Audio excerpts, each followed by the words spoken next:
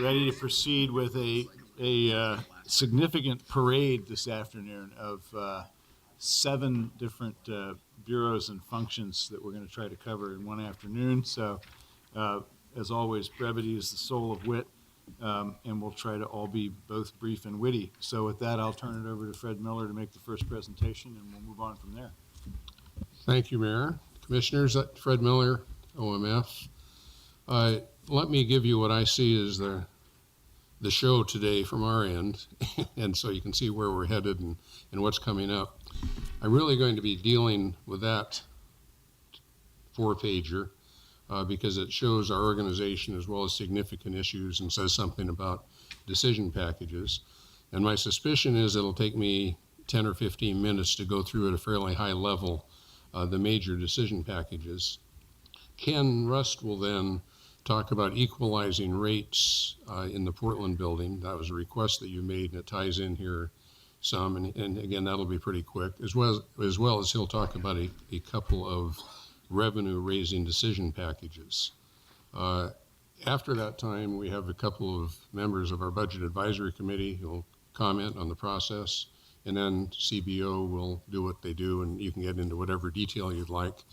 To the extent you get into details on decision packages, I think all the bureau directors are here, and we can handle that.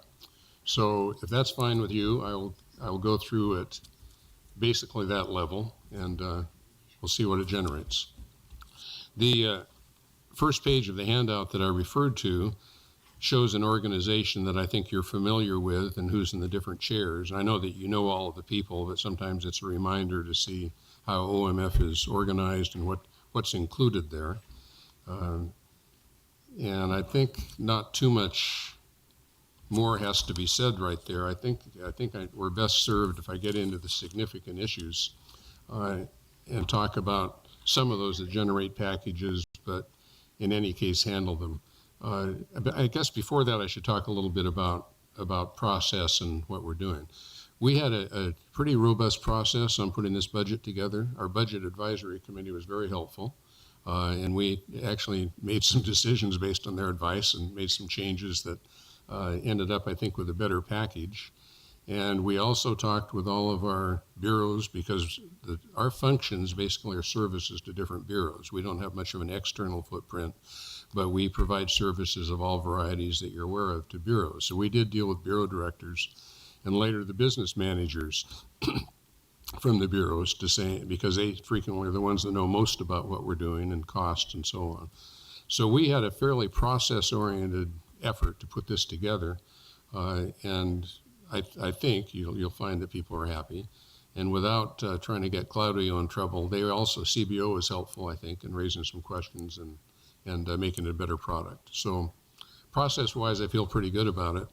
The underlying issue, I think, is how do we find optimal service levels and centralization of services? Because we don't believe everything should be centralized, but there are some things that we have more of a footprint on than others, and you always have to find the right mix. In procurement, there are some divided responsibilities, and it's not always clear who has the ball, but in discussing it with the council, we thought they're comfortable with where it is. In BTS, we think we need a little bit of help, and we're working on this. I'm putting a stronger governance program together so that when someone has a major acquisition, other bureaus can look at it and see if it's an opportunity for them or if it's duplication, and to make better decisions.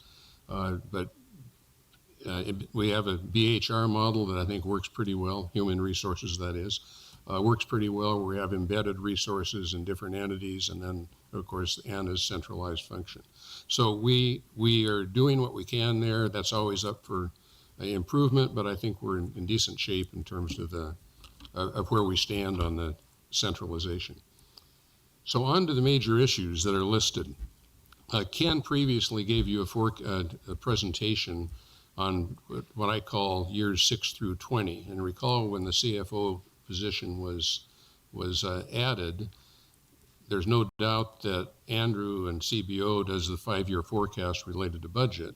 But the question is, who's looking out for years 6 through 20? And Ken has taken that on, and I think the presentation to the council was pretty successful, saying, here are the kinds of things you should look at in the future. Andrew has pointed out that we exist right now with somewhat of a math problem where revenues are not growing as fast as expenditures, just in the short run. But in the long run, when you look at PERS, liabilities, harbor cleanup, Columbia River levees, the infrastructure backlog, there are just lots of draws out there. And in terms of that, as we list that as a significant issue, someone, whether it's this council or future councils, will have lots to deal with there. So Ken's going to be talking a little bit about the revenue collection positions that are decision packages, because they help us take a step towards addressing those both current and longer term needs. The Portland building is the second issue, and I know we're on track on that. We're moving ahead at a pretty good pace. Basically, there's not a funding issue for you, because we already, as you recall, have allocated some funds that were aimed for previously for maintenance to the reconstruction project. There was a general fund allocation you already approved, I think it's like 2.3 million. And then for whatever other needs we have this budget year, we're going to do some short-term line of credit. So there's no big decision for you to make, and I think through our work sessions and discussions, you're pretty familiar with where we're headed. And we'll be back to visit you at least by May in terms of talking about progress and where we are. So that's a very big item, but it's one that does not have any additional budget consequences for you. The next one listed is the data center and disaster recovery. And recall that we have a project that is not part of the Portland building reconstruction, but is happening simultaneously. And on the high side, those two things we're estimating with low confidence about $10 million. We think we can do it for less. For this next year, it's about $2 million. And the CBO has recommended the appropriate general fund and the other funds to manage that, and then putting aside some general fund for longer term needs for the data center. And that one is moving along as well. There's a decision to make, but if you looked at what we submitted and what CBO has done, there's no particular controversy there. Okay, I saw a hand there, all right. In terms of the employer of choice major issue, that's something you've heard us talk about before. Human Resources is doing a good job addressing how do we make City of Portland the place where people want to work if they want to be in the public sector in the Portland area. And they've developed some onboarding programs and training programs and programs dealing with near retirees. It's a big deal for the city, I think, because I think you've heard the statistics that 33% of our employees could retire within the next 3 years. Within OMF, it's 44%. And so I think there are huge opportunities in terms of how we structure ourselves and bring people on, but it also means we've got responsibilities to develop people we have and move them along. And there are a couple of decision packages that relate to that. In particular, there's an FTE related to training, and there's some recommendation to have a training fund for employees. And that Anna can talk about if we want to get there. But I'm waiting for, when I finish, for CBO to kick off whatever they want to talk about in decision packages before bringing people up. The equitable outcomes, we are not outwardly facing, as I mentioned, but have done a number of things this last year that relate to improving our understanding of equity issues. We had joint with PGE, a transgender related conference. We had one where we actually had Tom Potter and some ex-policemen involved. Lift Every Voice was the theme. That have just brought people in, and it's been interesting. And the joint with Multnomah County did something on implicit bias that got a good turnout. So we have been doing some things that bring a lot of people in, even though they're not directly our customers. It helps in terms of the employee understanding. For our decision packages relating to equitable outcomes, this is the second or third time that Anna's had a package related to the model employer resolution related to handling people with disability, where I don't think we've appropriately staffed that, and she could speak to that if she'd like. The Equitable Contracting and Procurement Commission, there's a half position here to staff them that is very important to the commission that we have recommended, and there's a small amount of money for the Socially Responsible Investment Commission. So those things relate in that category and will move us ahead some.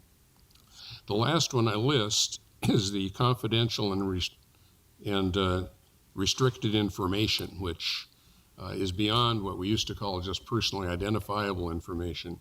Recall this last year, a number of people have done some really good work across bureaus to get payment card industry data off our system, and it is now off our system.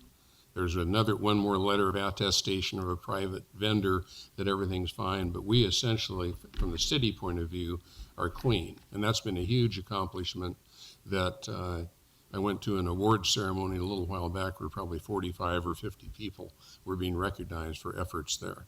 And it's not just, there was a lot of BTS work, but a lot of work in water, it's a very big deal, and transportation, parks, and so on, and they're all clean. So I think that's a big deal. Coming up, what we're trying to do is prepare a template for how to handle all the other personally identifiable information, and we have lots of it within the city. And there are state statutes that relate to that, this is not an OMF project. We're trying to get a template and saying this is the challenge, but all of the bureaus are going to have to take that on. And it's not going to be over a year. I think it's going to be over a couple of years that it finally gets done. So I raise that as a big issue. Probably you won't see a lot of it during that period, but even today I heard a situation where someone needed just someone's birthday and the last 4 digits of Social Security number. And I'm told by smart people in our security area that you can, with a 90% probability, can find all someone's private data with the last 4 digits and a birthday. I mean, there are things that we don't generally recognize that we have to be careful of. And I think there are data stored in boxes and sometimes on computer systems, but we just have to be conscious of that and take care of it.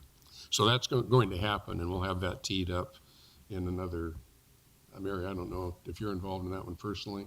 Your office is, but okay. But I think within the next month, that's going to get kicked off, and then you'll see some people scrambling to do that. So in terms of major issues, I don't think there's a lot you have to worry about. I mean, things are happening. They're not, given the magnitude of some of those issues, that they're not huge decisions to make.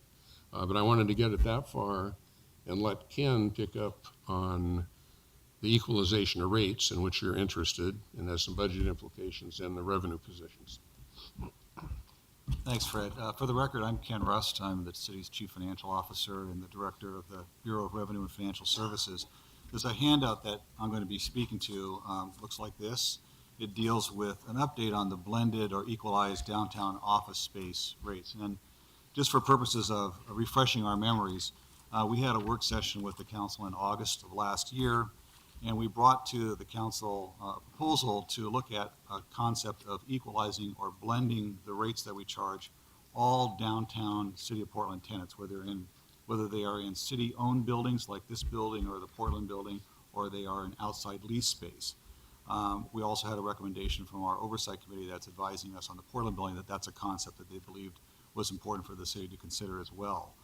We also wanted to reinforce some of the policies that the council has adopted over the years, which is our priority is for our bureaus to be in our own space, not in leased space.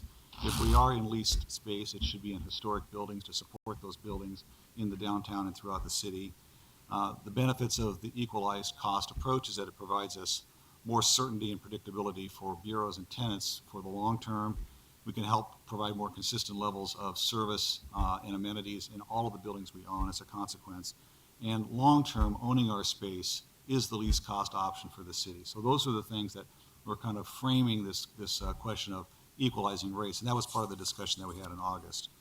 What we heard from council at the conclusion of the work session was that yes, proceed with the blended or equalized rate concept for downtown office space only. We would also exclude public safety, so it would include the fire bureau, the police bureau, the only for those non-public safety bureaus, to update our financial model, because at that time we had talked about the budget for the Portland building and had locked on a new number at 195 million. So we were directed to use that number in our future projections. We were also asked to evaluate looking at an option that would begin the equalized or blended rates beginning in fiscal year 2017-18, in addition to what we were talking about at the time, what I think was fiscal year 2020. We're now proposing fiscal year 2021, the year following when we would move back into the Portland building as a start date for equalized rates. And that we would also work with Water and BES to explore an option where they would be able to own the floors that they would occupy in the Portland building. At that point in time, they weren't clear whether they wanted to be an owner or not. They've used that tool in the past. We needed to do some more work with them to figure out whether that was something that would make sense for them. So that's the direction that we received. And what we've done since then is we've updated our financial model to build a budget around that 195 figure, which includes a mixture of both borrowed funds and cash that will be contributed to the project. We've worked with Water and BES, and through the analysis that they have done with our assistance, they've concluded that they would like to be an owner of their space in the Portland building. So we've got that particular assumption nailed down. We've updated our modeling to reflect the fact that our discussions with Multnomah County have indicated that while they have a perpetual lease for the 14th and 15th floors of the building, that they don't intend to come back into the building once they leave when the reconstruction starts. So that those floors will be available for other city bureaus to occupy. And then we also then updated the analysis to include the two equalized rate options, one beginning in 2017-18 and one beginning in 2020-2021.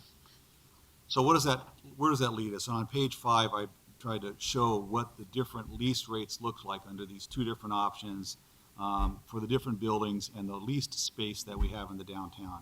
And you'll see that we start in 2017-18, run through 2021, and the lease rates move around a fair amount because we have things happening with our respective buildings. So the Portland building is a relatively cheap building until it becomes a relatively expensive building with the reconstruction of the building.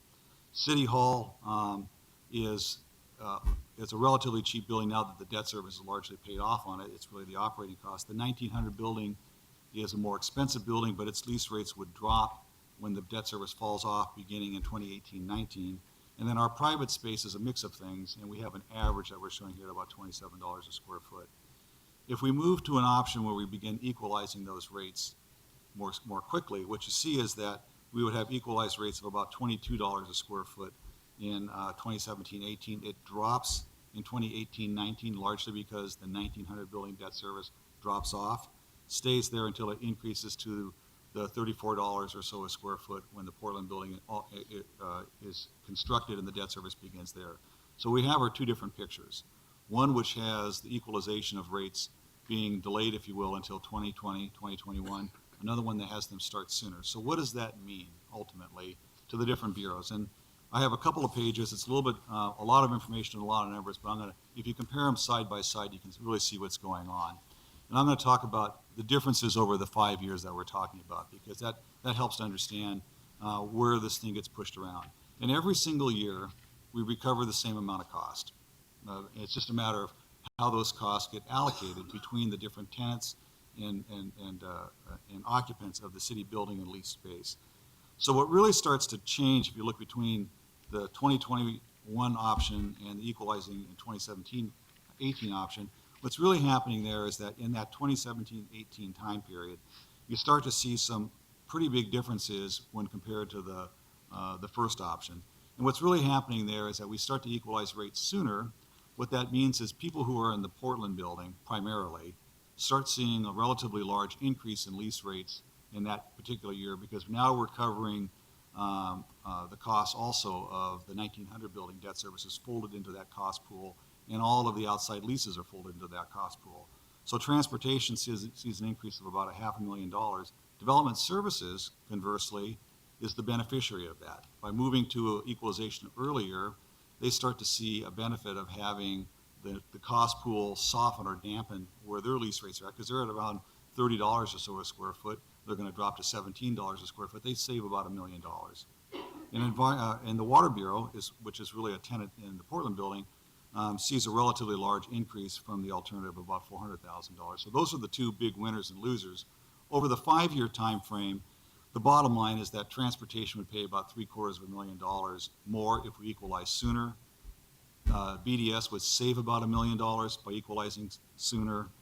Environmental services saves about $350,000, and water increases their cost by about $565,000. So that's really what's going on here. It's not unexpected. I think when we had the discussion in August, we could understand that if we started the equalization process sooner and before the 1900 building debt service was paid off, that the beneficiaries of that would largely be development services. And that when we spread those costs then beginning in that time period, other tenants see a larger bill depending on which particular building they're in. And so that's really what the analysis shows, and really leads us back to, well, what should we do and when should we do it? I think where we're at from our point of view and our recommendation to you is that we still believe that the equalized cost structure and approach makes sense for us now and into the future, and we want to continue on that. It's really a matter of when we begin that implementation. Our preference is to begin implementation in fiscal year 2020, 2021, after we've completed the building and have moved back into it. That time period gives people the opportunity to get ready for the cost increases in their budgets. So we have about 4 or 5 years where people can start looking at what those changes will be, and so they can start preparing for those changes. And we think that that's where we're at now is the way to proceed with the particular recommendation. You know, we have more work to do. We have continue to work with BES on the financing plan of their ownership. We have a lot of work to do on the cash flow. But this gives you kind of an update to where we were in August about what equalized rates mean and what the impacts result from starting sooner versus starting later. So we want to use this opportunity to bring that back to you for a discussion. Ken, maybe it's because I haven't looked at these numbers in a while, or maybe it's because they're presented differently. But at any rate, I understand the cost shifting that's going on page 6, the interbureau effect. I get that. But I don't understand why the big jump from a total lease cost of $12 million in 16-17 and $10 million in 18-19 to jump up to $23 million in 2021. Debt service on the Portland building reconstruction. Thank you. I was in that doesn't denial make about sense. that bill. The debt service comes due in 2021? That's when it Yeah. starts. That's when we The new first debt fully- service. the new it's debt the, new it's the borrowing. new normal. Yes. It's Yeah, our so- new normal. It really, it was I who raised the concern, and it really only benefits the tenants of the 1900 building for 1 year. Correct. If we were to do it earlier. That's We correct. should have been doing it. If we were going to be really fair, we should have been doing it for the previous 5 years, but we Right, didn't right. think about it. So But then you mentioned that the bureaus will need to find this new money in their budgets? we will General need to fund find- bureaus where we have it now is that the non-general fund bureaus will. The general fund bureaus, we have 2,570,000 or thereabouts. That is the number that has been approved by the council on an ongoing basis last fiscal year to pay expected costs for general fund bureaus associated with the reconstruction of the Portland building. So we still need to work out the details to see how that the finance plan spreads those costs to general fund bureaus, but we believe in the work that we've been doing with CBO's office that the general fund related contribution that's made available will largely cover the general fund bureaus. But you said that the bureaus would need to be thinking about how they're going to accommodate it in their budgets. You're not expecting the general fund bureaus to accommodate a doubling of their rent, are you, within their existing Don't- budget? No, Commissioner, I don't believe that's the case because we already have resources for that. Okay. I'm speaking, primarily for bureaus like transportation, for development services as well. Be that the non-general fund supported Got it. bureaus will Thank see you. an impact. Water and sewer are pretty familiar with that because we've been working with them on this ownership option. But one of the benefits that the extended time gives us that people can start building that into their financial plans and forecasts so that by the time we get to fiscal year ending 21, this shouldn't be a surprise and they'll be really prepared for it financially. But again, back to my brain fade, that jumps up, it doesn't ramp up. Yeah, it's a stair step, yes.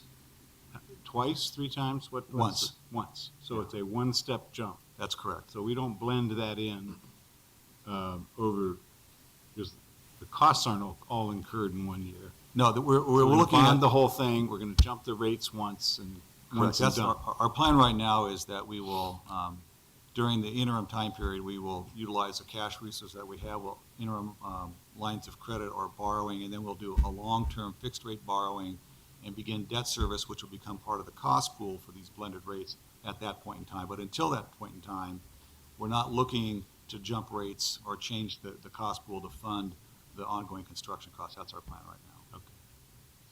Thank you. All right. Sure, go ahead, just push the button. I'm so sorry. This will sound very ignorant of me, but what's really the advantage of doing the equalization? And when it's done, what's going to be the impact on those departments in their services if they have to come bring it up from their budget? Well, for the general fund bureaus, the impact associated primarily with the Portland building will be taken care of by the resources that the council has already appropriated for the general fund component of this cost. So for the other bureaus that have a share of that cost, it's transportation and water and BES, they will need to accommodate that in their budget. That will have a budgetary impact. Right now, for example, PBOT's paying about just under $1 million for space in the Portland building.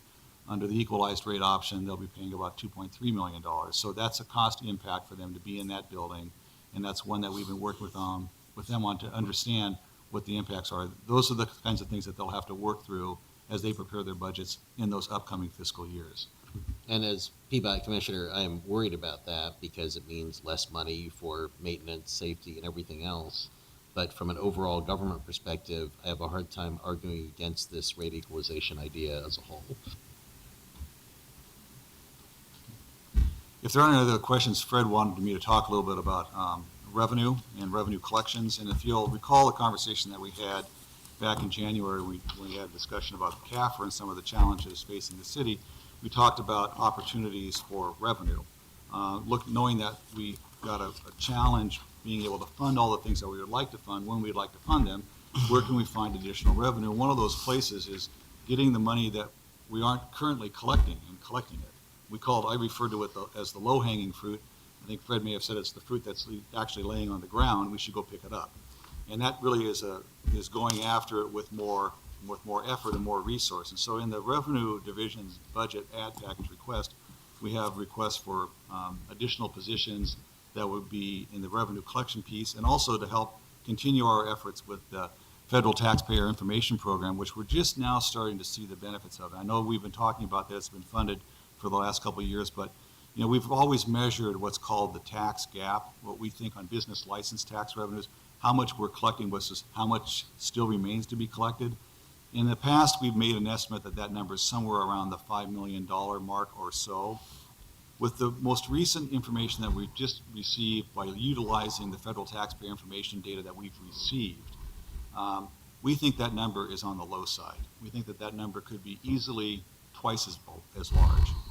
And using that federal taxpayer information then to go and directly find out why the companies that are in that database aren't in our database and why they aren't paying us if they should be paying us is the kind of effort that we would like to invest in, because for every dollar that we spend in those kinds of efforts, we yield $2 to $3 or $4 overall for the city and the county. So we think that's fruit that's on the ground.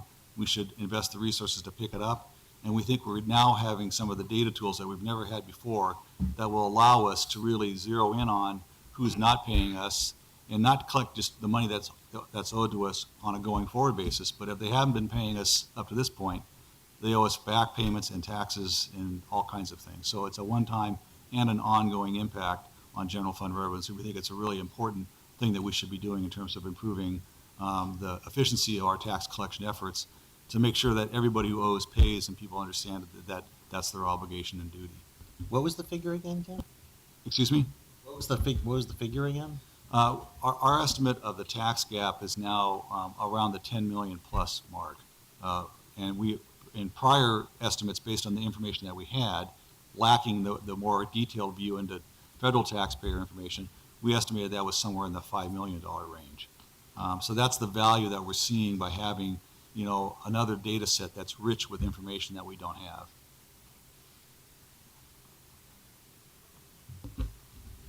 Piqued my interest here.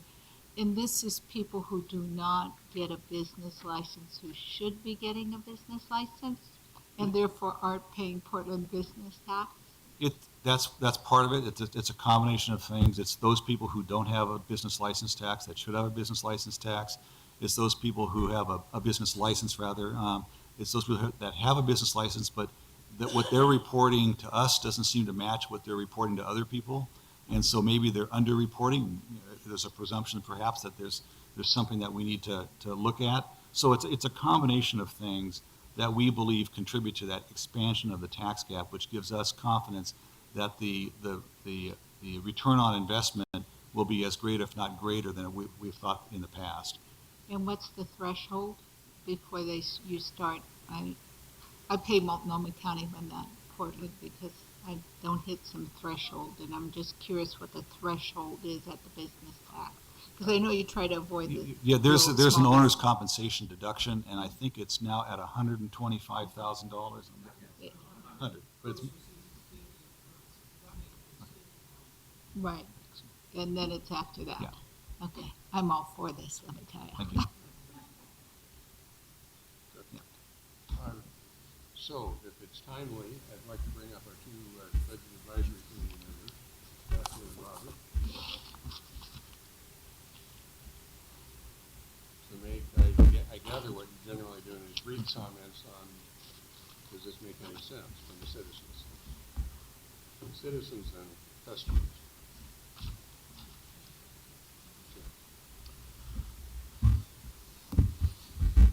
Good afternoon, Mayor and Commissioners. For the record, my name is Catherine Ryland, and I'm the Fiscal Manager of the Police Bureau.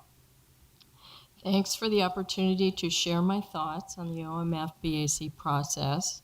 I'm a little nasally, sorry, I'm getting over a cold.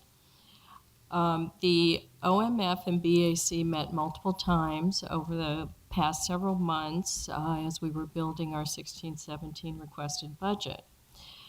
OMF provided us with an overview of some of the service challenges that they're facing.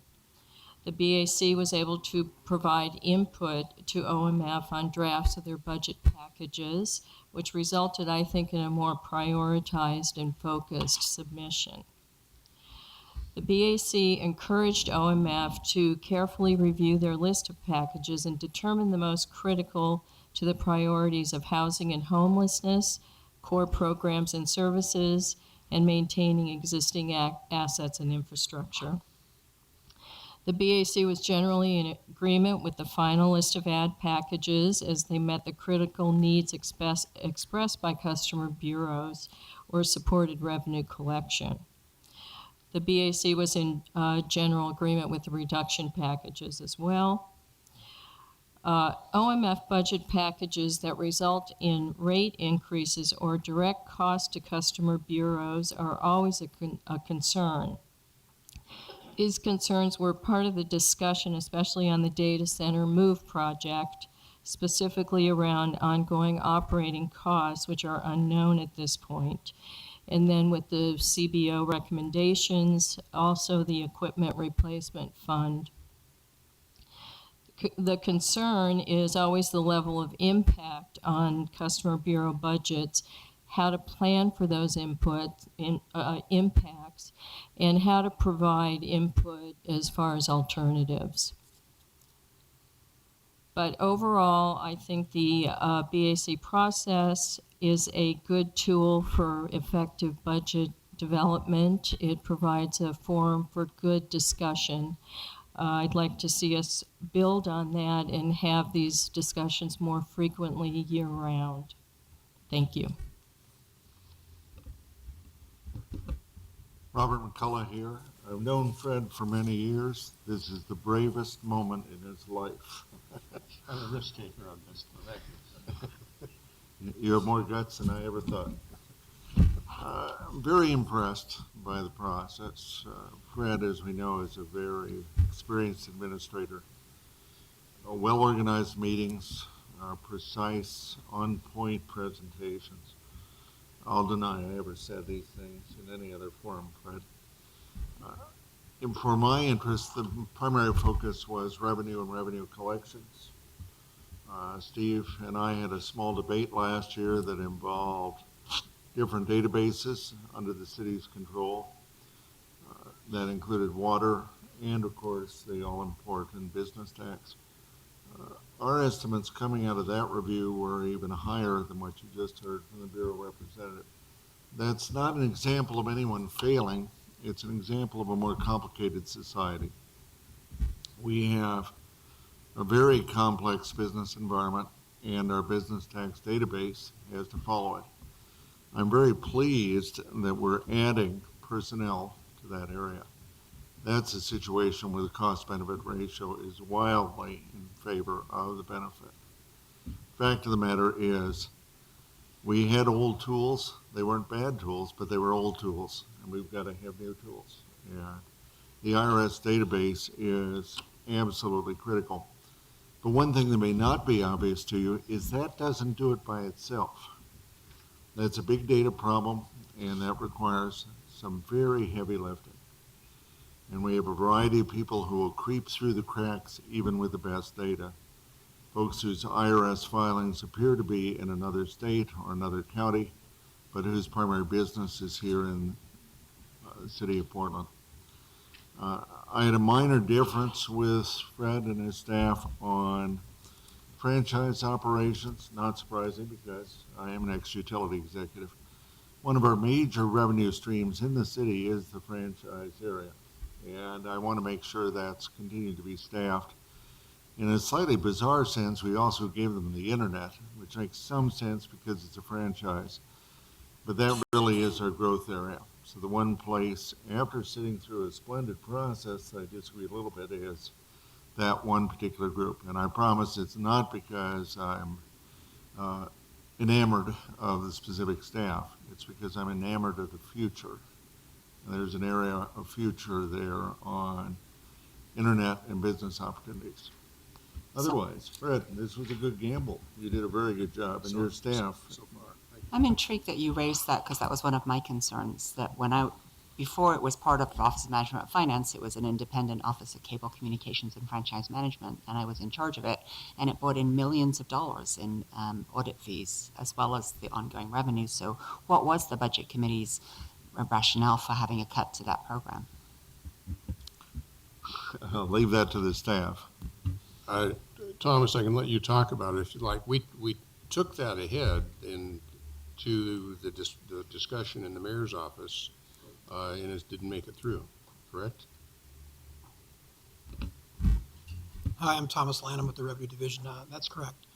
It's a $21,000 cut to resources for legal support for litigation around franchise renewals. And we just think we can absorb that internally, given that the priorities for the city as a whole and the charge that we were given to come up with a 5% cut. The $21,000 cut to that particular area, we think we can absorb that. So is there a realignment package to take it from some other part of revenue and put it into franchises and utilities? No, not a formal realignment package. I'd like to see that because it's, like I said, it brings in a lot of money. And in fact, we didn't fund as many audits as we would have liked to during the recession, and there was repeatedly requests for additional funding. So I'm really concerned to see that particular cut.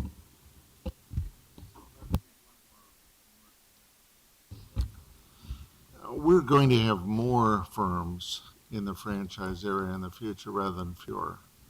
If the future that David Olson predicted 5 years ago occurred and we had open access across the internet, we'd have even more.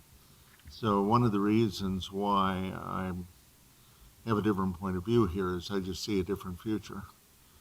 We know we have Google talking about bribing, but in a perfect world, we'll have a lot more competition and hopefully a lot more franchise income. And you keep reminding me of things that I meant to ask. I know that the Digital Equity Action Plan is coming to Council on April 6th, and that's looking at inclusion, because there actually are several parts of the Office of Management and Finance which are outward facing rather than inward. Did the Budget Committee consider a request for funding outreach with the Digital Equity Action Plan?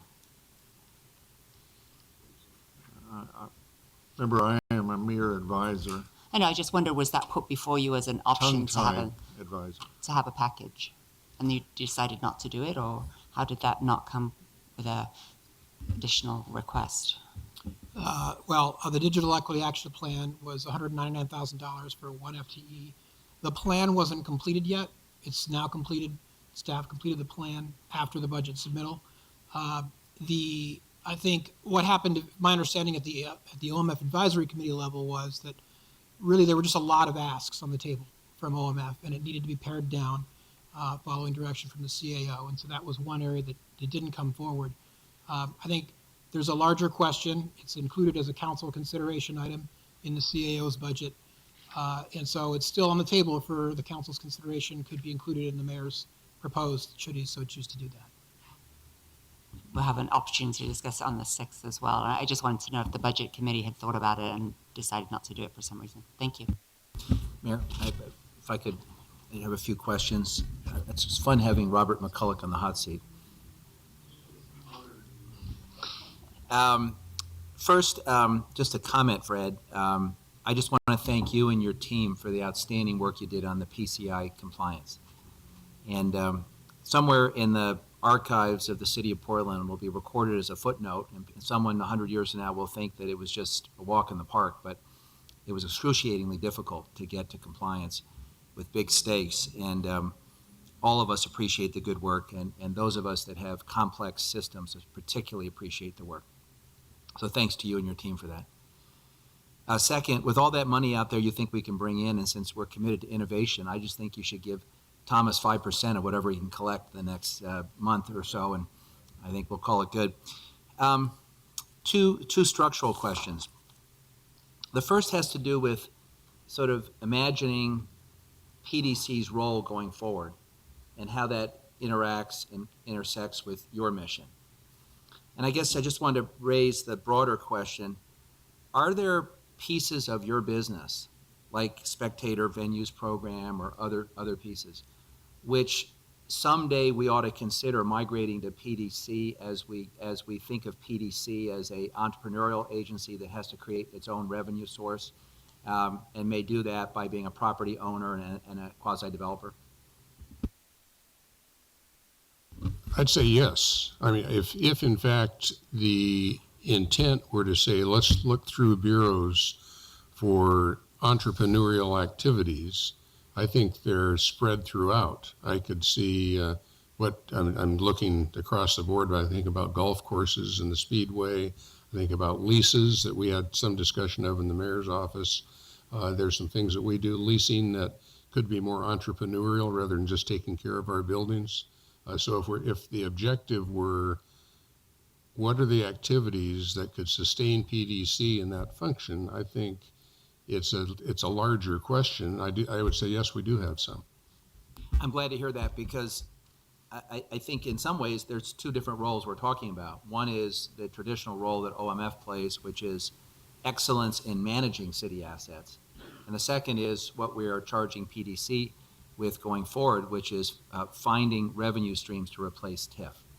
And as part of that, thinking about how they can optimize revenue out of city-owned assets. So the second thing I just wanted to ask is, and this goes to, you mentioned in passing the Equitable Contracting Commission and some of the work.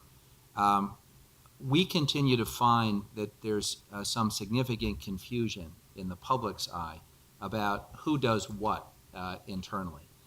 And for example, a blurring of the lines about who oversees the CBA, the Community Benefit Agreements process, versus who is looking at equity and contracting and the like. And what's your sense about when we'll be able to create some clearer lines about who does what and then communicate that to the public? The who does what's a little general. I mean, on some lines, I can see that maybe I think are clearer than others. I think to date, the ECPC hasn't quite found its legs in terms of responding to the mission and clarifying what their objectives are and then meeting those, and I think they're making progress. They had a retreat. They now have 4 subcommittees to look at different components, and then I think we'll come up with some recommendations that will be useful. And I think that may add some clarity to it. I guess I'd step back because you gave me a general enough question. My perspective is that in the whole region, there are lots of projects where, like we're doing in the Portland building, and like you're doing on water projects, putting aside 1%. But it's a little bit reinventing the wheel each time that you go through that process. And I think to get some ongoing investments, it would be nice to have a system that pools, for example, a convention center hotel, Portland Public School, maybe a port investment, our projects, and you put the money in a mechanism that not only trains people, but has ongoing activities where they can contribute. Because right now, we might be doing something for tradeswomen and apprentices, and we finish the project, and then where do they go? And I think we can do better regionally, but it's beyond just the city. And I think that's the kind of big thinking long-term I think we should embrace. Let me just give you an analogy. When Dante knocks on my door, I generally have a sense of what his areas of concern are, and I'm getting a clearer sense of how he interacts with my bureaus. And we're sort of beginning to develop that relationship. And so equity plans, goals, the kinds of things and the metrics that the Office of Equity is laying out for each of us. I'm less clear about the commission. And if it's knocking on my door, and one of the problems is a concern that's really beyond their capacity to resolve, which is we use words like community benefits agreement interchangeably. There's more than one meaning. We talk about it in one context with a comp plan, in another through a city council ordinance. And then we've got more generally our goals about improving our MWESB performance that is partially in one of your shops, but also partially lies as a responsibility of the Bureau. So I guess what I'm saying is I think we would all benefit from greater clarity about roles and responsibilities, and then we can all collectively make that system be more effective. And they just had a and I retreat. think, I should mention, Fred, they just had a retreat, and I think it's fair to say got to a better level of clarity, and now they need to communicate the results of that to the council.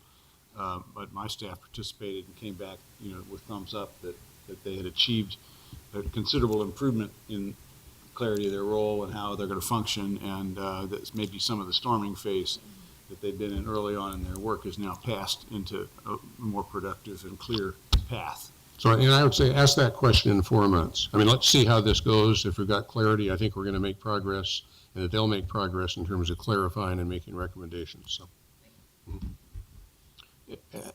Just to comment, I also think, I think you're correct in terms of what we need to clarify for the commission and for the city, and whether there's a community benefits agreement or what it's supposed to be. But I also think that we need to make sure that we understand that it is in terms of what benefits the community and not what's in the best interest of the entity, the city, in how we roll this out. I think sometimes our consciousness gets flipped, and then we're not considering it from the best interest of the community side in allowing ECPC or others to participate in the process of determining what's in the best interest of the community. Dante, what other comments did you have on the RMF budget proposal as a whole? Similar to what I mentioned. Thank you. What I mentioned the other day, in terms of issues of, is this city a model employer of people with disability, and are we focusing on increasing how we create an environment for disability? This is the second or third time that HR has tried to get some ongoing funding for that. And so at the moment, that's not at least recommended here. And coupled when you don't also provide a staff person, additional staff person for the focused outreach and recruitment, I think all that comes together to culminate in we're not providing what we say we want to provide in terms of being a model employer of people with disability. You mentioned the digital action plan. In what I read, does the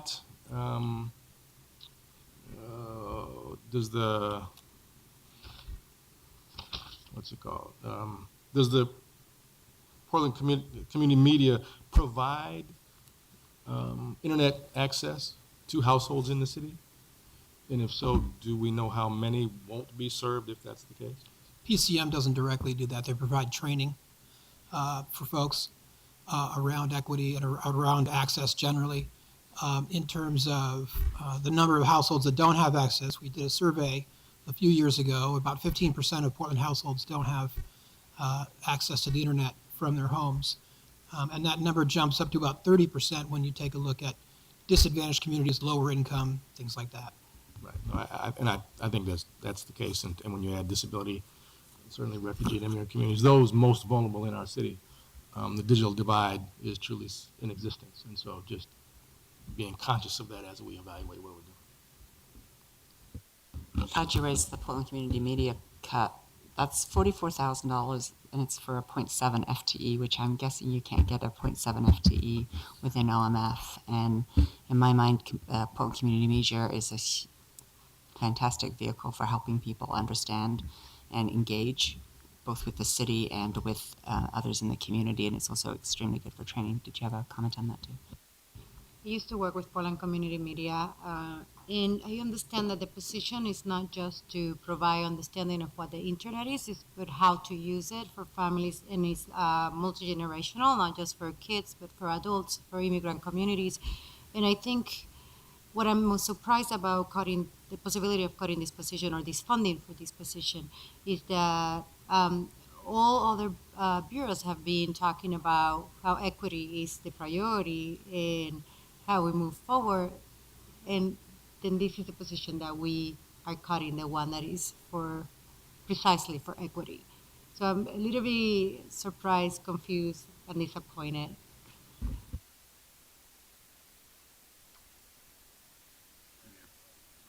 Katie. I'm Claudio Campesano at the City Budget Office. I think Fred did a good job of covering the broad scope of the OMF request. So I'll just touch on a few issues a little bit more in depth. But just as a general matter, our recommendations were, we recommended the bulk of the cuts proposed by OMF in light of citywide balancing. We also recommended a number of ad packages, including the packages that were discussed by Ken earlier regarding revenue collection. There were a couple of items that I'd like to just sort of, rather moving beyond just calling balls and strikes on things, just wanted to provide a little bit more background on the recommendation with regard to electronic equipment replacement. This is one item that, if you recall, several years ago was cut by Bureau of Technology Services in order to reduce rates so that impacted bureaus would be paying less, and it was part of a citywide reduction. As part of this budget, BTS is requesting to reinstate that replacement charge. This type of replacement is it's really good financial policy. It's really a pay me now, pay me later type situation, and rather than dealing with periodic, very large costs, we spread it out over time. So we were very supportive of this request and recommended that it move forward. We did recommend, however, that the general fund, this does have primarily a general fund impact because the electronic equipment we're talking about is primarily public safety equipment. It's the radios and the in-car mobile technology. So we recommended that about $900,000 of the PSSRP, it's the Public Safety System Revitalization Project resources, be utilized to mitigate that impact on those general fund bureaus, and that replacement fund would begin in 17-18, so that the other half, so of the $1.8 million that BTS estimates is required, 900 would be covered by the general fund, and 900 would be covered by bureaus. And I understand Catherine's concern about that, and so that's one of the reasons why we were recommending only implementing that a year out, so at least to give some time for the public safety bureaus to develop some plan, whether it's requesting additional general fund or finding it within their existing base. So I just wanted to highlight that item. And with regard to the data center, also, we do recognize that the data center will provide a higher level of service, both in terms of disaster recovery and in terms of just overall stability and risk management. That said, it will likely be at a higher cost in operating, and we don't know what that number is yet. That said, we have recommended that a pretty significant portion of the capital set aside for this year be utilized to pay for the entire general fund portion of the project, so not just the first year, but the full 3 years, and set that aside to fund the general fund portion. It's still going to have some significant impacts on non-general fund bureaus. They've been working. OMF has been working with those bureaus through the budget process to just help them understand those impacts and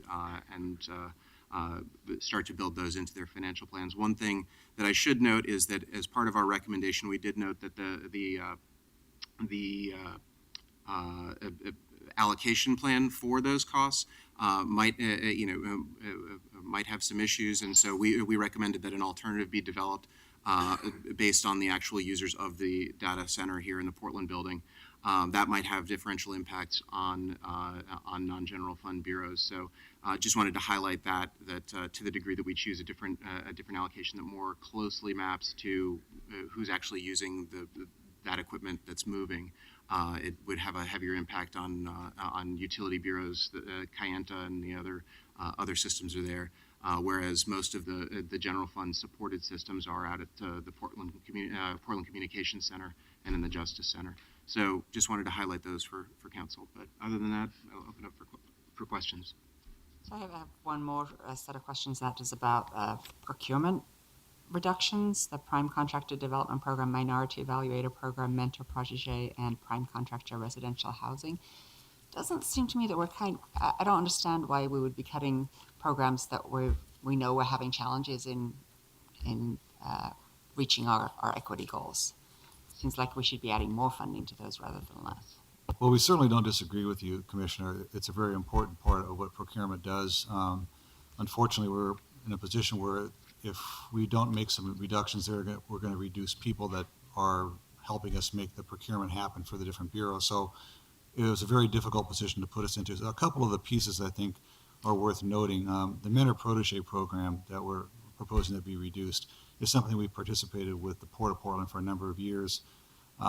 They were changing the direction of that program and really creating something that looked a lot like what we're doing inside the Prime Contractor Development Program. So we thought, no sense in paying twice for that. We don't see where we're going to lose anything by not being able to support that program. I feel pretty strongly about that. There was a housing coordinator program that we had funding for. It never got started. And so before we started, if we're looking for ways in which we're going to meet our 5% reduction, that one had the least harm because we weren't doing anything there yet to begin with. That doesn't make sense to me. I'm sorry. And besides which, you cut the Mentor program, but you also cut the Prime Contractor Development Program. And I'd like to talk a little bit about that. Like I say, it wasn't that we think those programs aren't important. We're faced with bureaus that have very large projects to get out the door that our people are working on. And then we have this other program that we're trying to encourage the contractor community to be able to engage with us. We have the cut in the Prime Contractor Development Program. We have about $50,000 reduction. We're still going to have $350,000 or so for technical assistance in that program, not taking it to zero. The outreach program that Tiffany Penson runs, we're making a reduction there. We would like to be able to do more work with the community, but we've been doing a lot of sponsoring that the city and other bureaus have been able to take advantage of. Maybe those other bureaus can help with that effort as well. These were tough decisions. I'm not saying that it was easy to reach that, but we were given a direction to reduce the budget by 5% and deliver all the services we're delivering and deliver more services that the bureaus want us to deliver. And we thought that this was the prudent and responsible way to approach that. Obviously, both of my bureaus are general funds, so I have the same challenge. And in both of my bureaus, we looked at how to avoid cuts to people of color and people with disabilities. So it's obviously a council issue. I appreciate the explanation. I think following on Commissioner Fish's comments earlier, we could maybe use a work session. I know we're going to be having the evaluation of the pilot projects for the community benefits agreement coming to us in May. There's the issues with the commission and such. There's just a lot of stuff. And then every time I get to vote on a $3 million contract that's got $20,000 going out to minority businesses, I just feel like we've got a lot of work to do in that area, and it's not directed to you. It's we generally have a lot of work to do in that. And so if it's not these programs, then what is it that we, the council, could invest in that would get us over the hump in that arena? The other thing that just popped into my vision was this facilities division reduction in City Hall major maintenance for $10,000. And I'm really hoping that you're going to cut the air hand dryers and never install them. And how much would that save? I will tell you why I'm asking that. The mayor and I had the honor of going to the International World Track and Field events at the convention center, and the nearest ladies' room had only those. And my hands have still not recovered from having blow dried for 4 days straight. So if you were thinking of putting air dryers in City Hall, please save the money. The paper towels are working quite nicely. Thank you.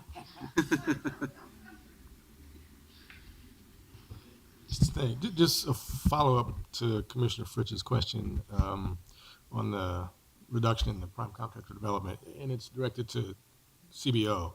In your analysis, it says you acknowledge that the Bureau is not meeting its enrollment targets in the program, but suggest that there's no indication that this decision package will impact the Bureau's ability to meet enrollment targets in the future. What gives you that indication? Well, we had asked for some performance measures around and just program goals, and so the dollars that were being cut from that program were technical assistance dollars, and in terms of getting contractors to enroll. I think right now they're not meeting their enrollment targets, and so really the goal at this point is to really push to meet those enrollment targets. So I think that was specifically the performance measure that they were looking at was enrollment, not necessarily one that was around technical assistance. So okay, so it won't impact their ability to meet the targets, but might it impact their ability to maintain those in the program because they're not getting the assistance they need to continue in building their capacity? And that's definitely a possibility. We were really looking just at specifically the goals. The goals of the program, as stated, were to increase enrollment. And so the decision to reduce technical assistance it made sense. And to reiterate Ken's point, these are tough cut decisions. And this was one that we actually had very long discussions about. But ultimately, in light of citywide balancing, we needed to ultimately arrive at a balanced number. So this was one of the items that we did recommend reducing. But it's not one we would like to. So.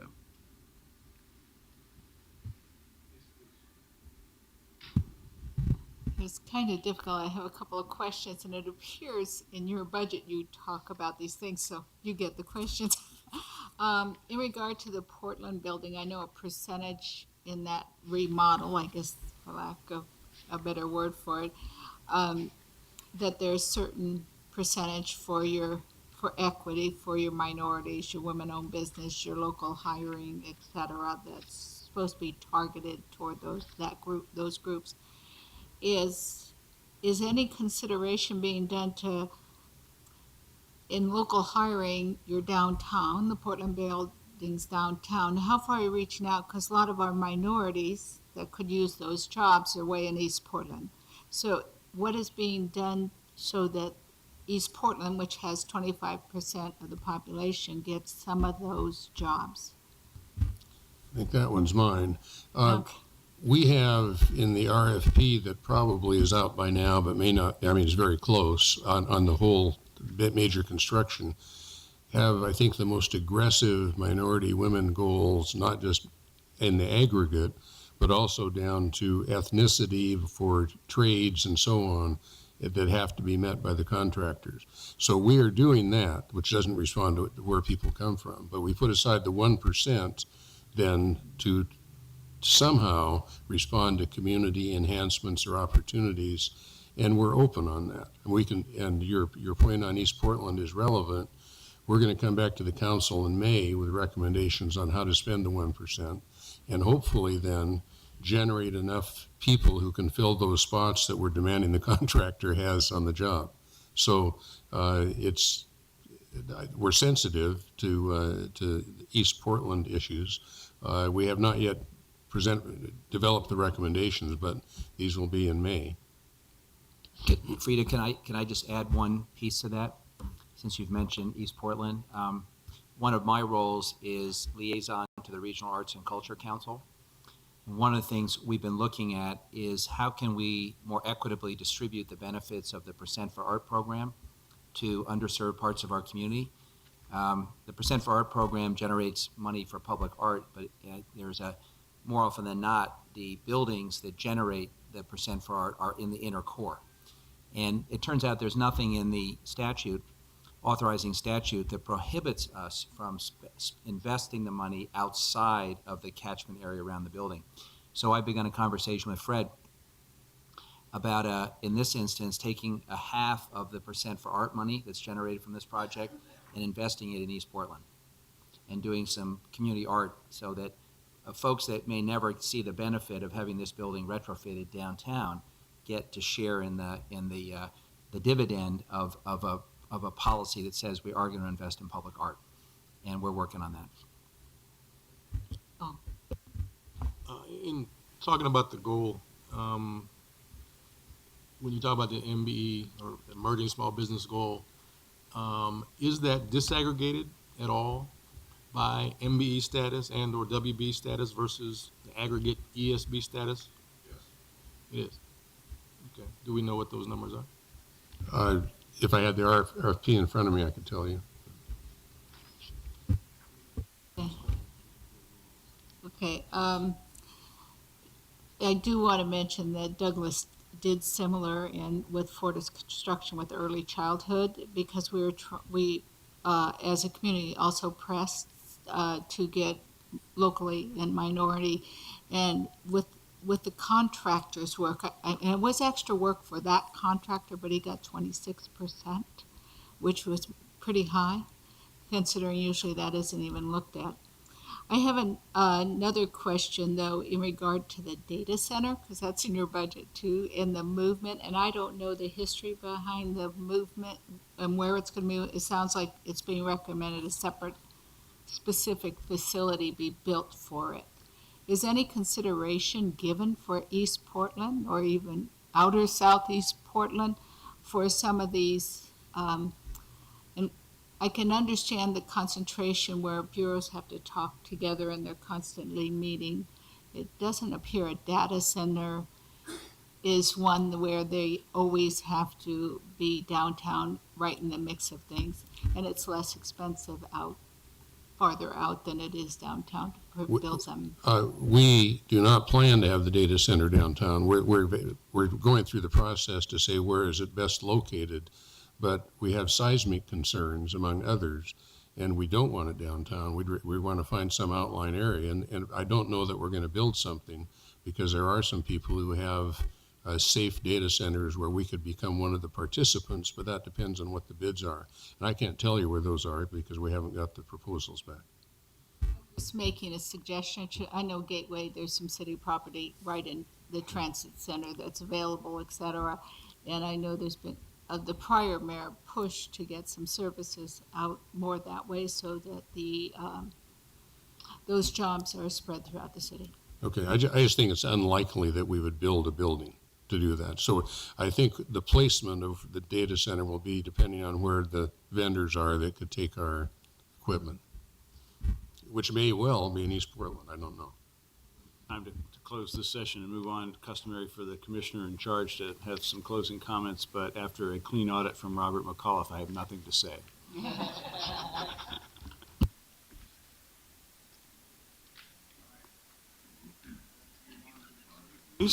Speaking of clean audits,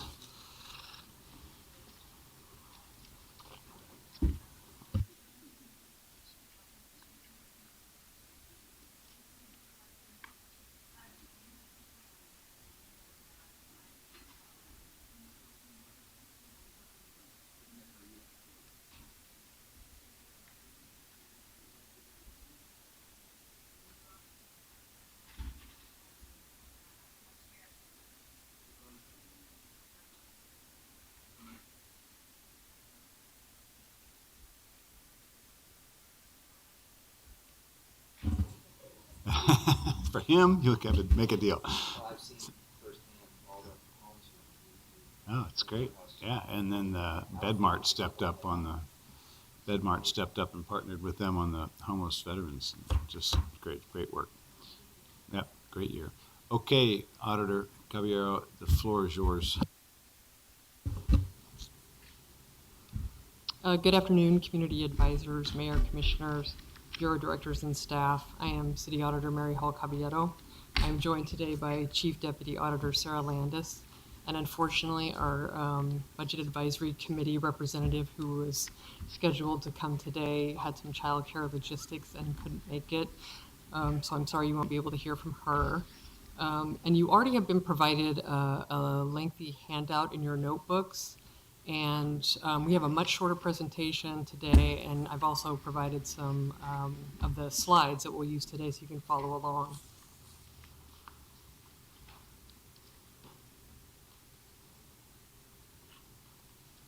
Oops, that's not right.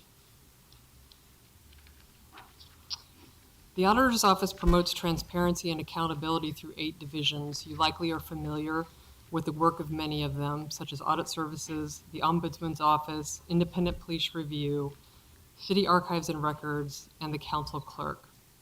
As the 6th elected official in Portland City government, independence is critical to my ability to ensure the Auditor's Office carries out its mission.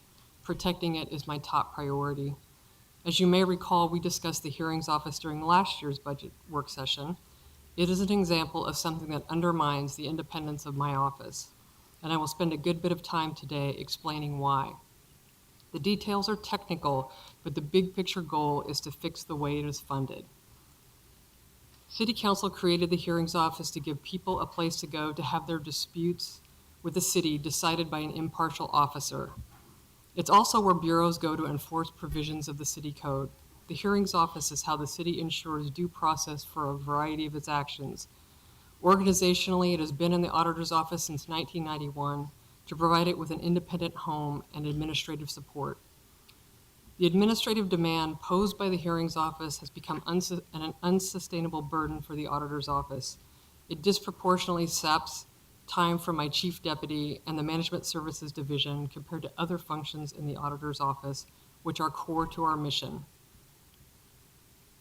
Protecting the independence of my office fundamentally requires me to be able to manage my budget, and revenue for the Hearings Office is unmanageable.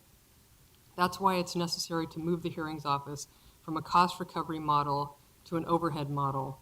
City financial policy says the overhead model is appropriate for functions that act in an oversight capacity or provide citywide benefits. The Hearings Office does both of those things. Without this change, I am prepared to exercise my charter authority and respectfully withdraw my consent to keep the Hearings Office. I did not come to that decision lightly, but it is the only way I can ensure delivery of the core functions of my office. So now let's dive into the details. I'm sorry, I keep going too fast.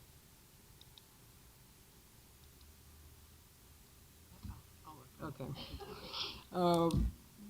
This is what the current funding model looks like. The light green at the top is revenue from outside agencies that pay to have cases heard by the Hearings Office. The light blue in the middle is revenue from the city's general fund. And the dark green at the bottom is revenue from city bureaus that pay the cost of hearings on a case-by-case basis. Predicting revenues from outside agencies and individual bureaus is nearly impossible, as this next slide illustrates.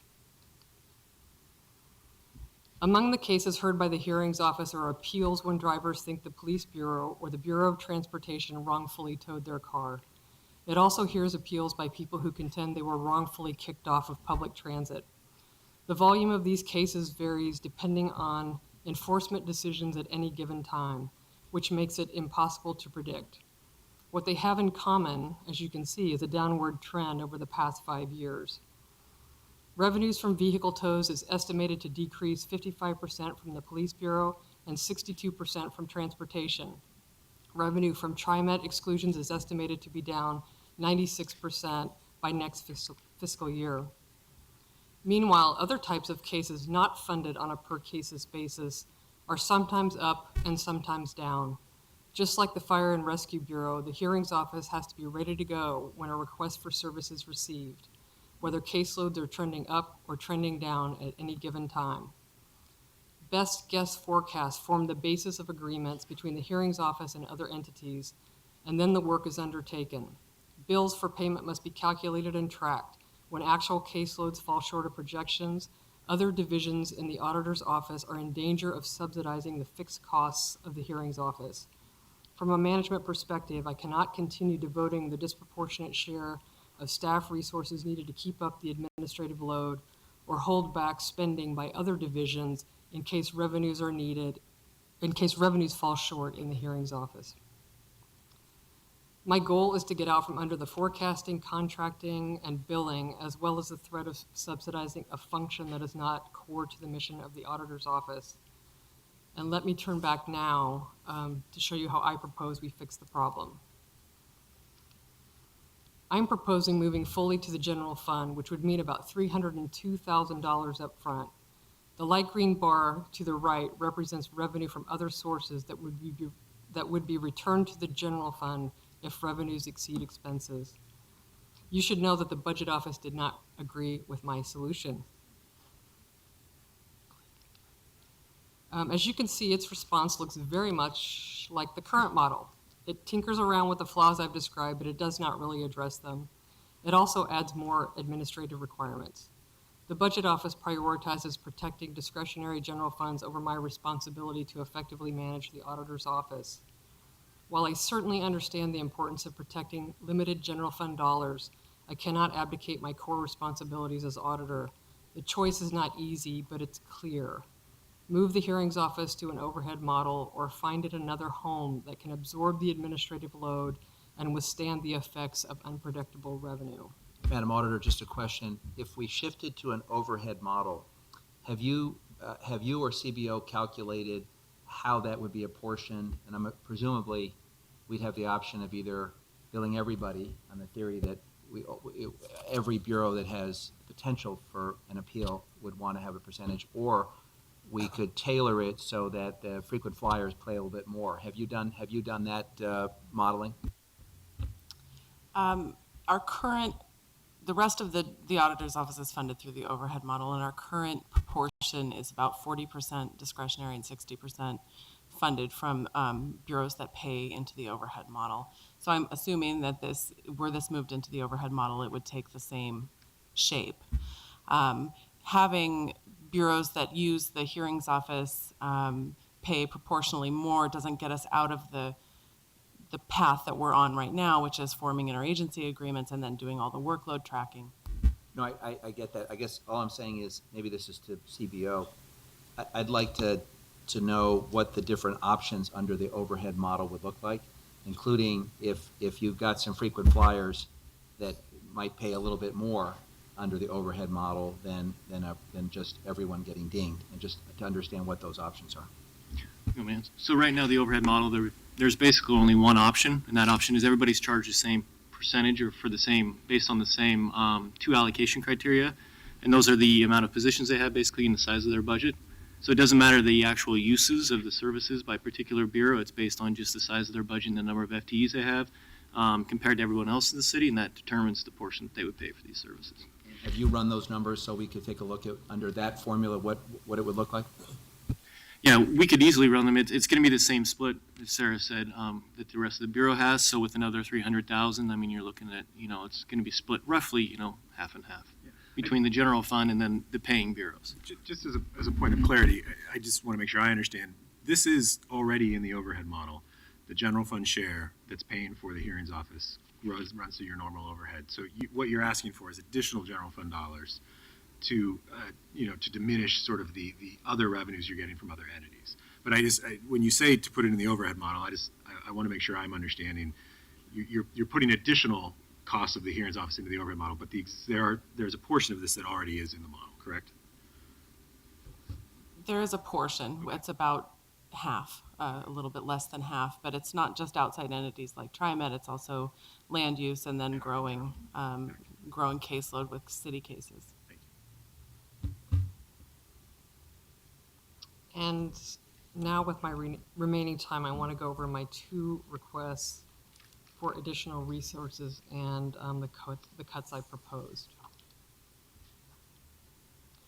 The city's settlement agreement with the U.S. Department of Justice requires more timely investigations of police misconduct complaints, as well as a larger caseload for the auditor's office staff to meet the terms of the settlement agreement, as well as recent changes in state law that broaden the definition of profiling and required that such complaints be investigated. We've asked for 2 additional investigators for the auditor's independent police review, and the budget office has recommended these additions.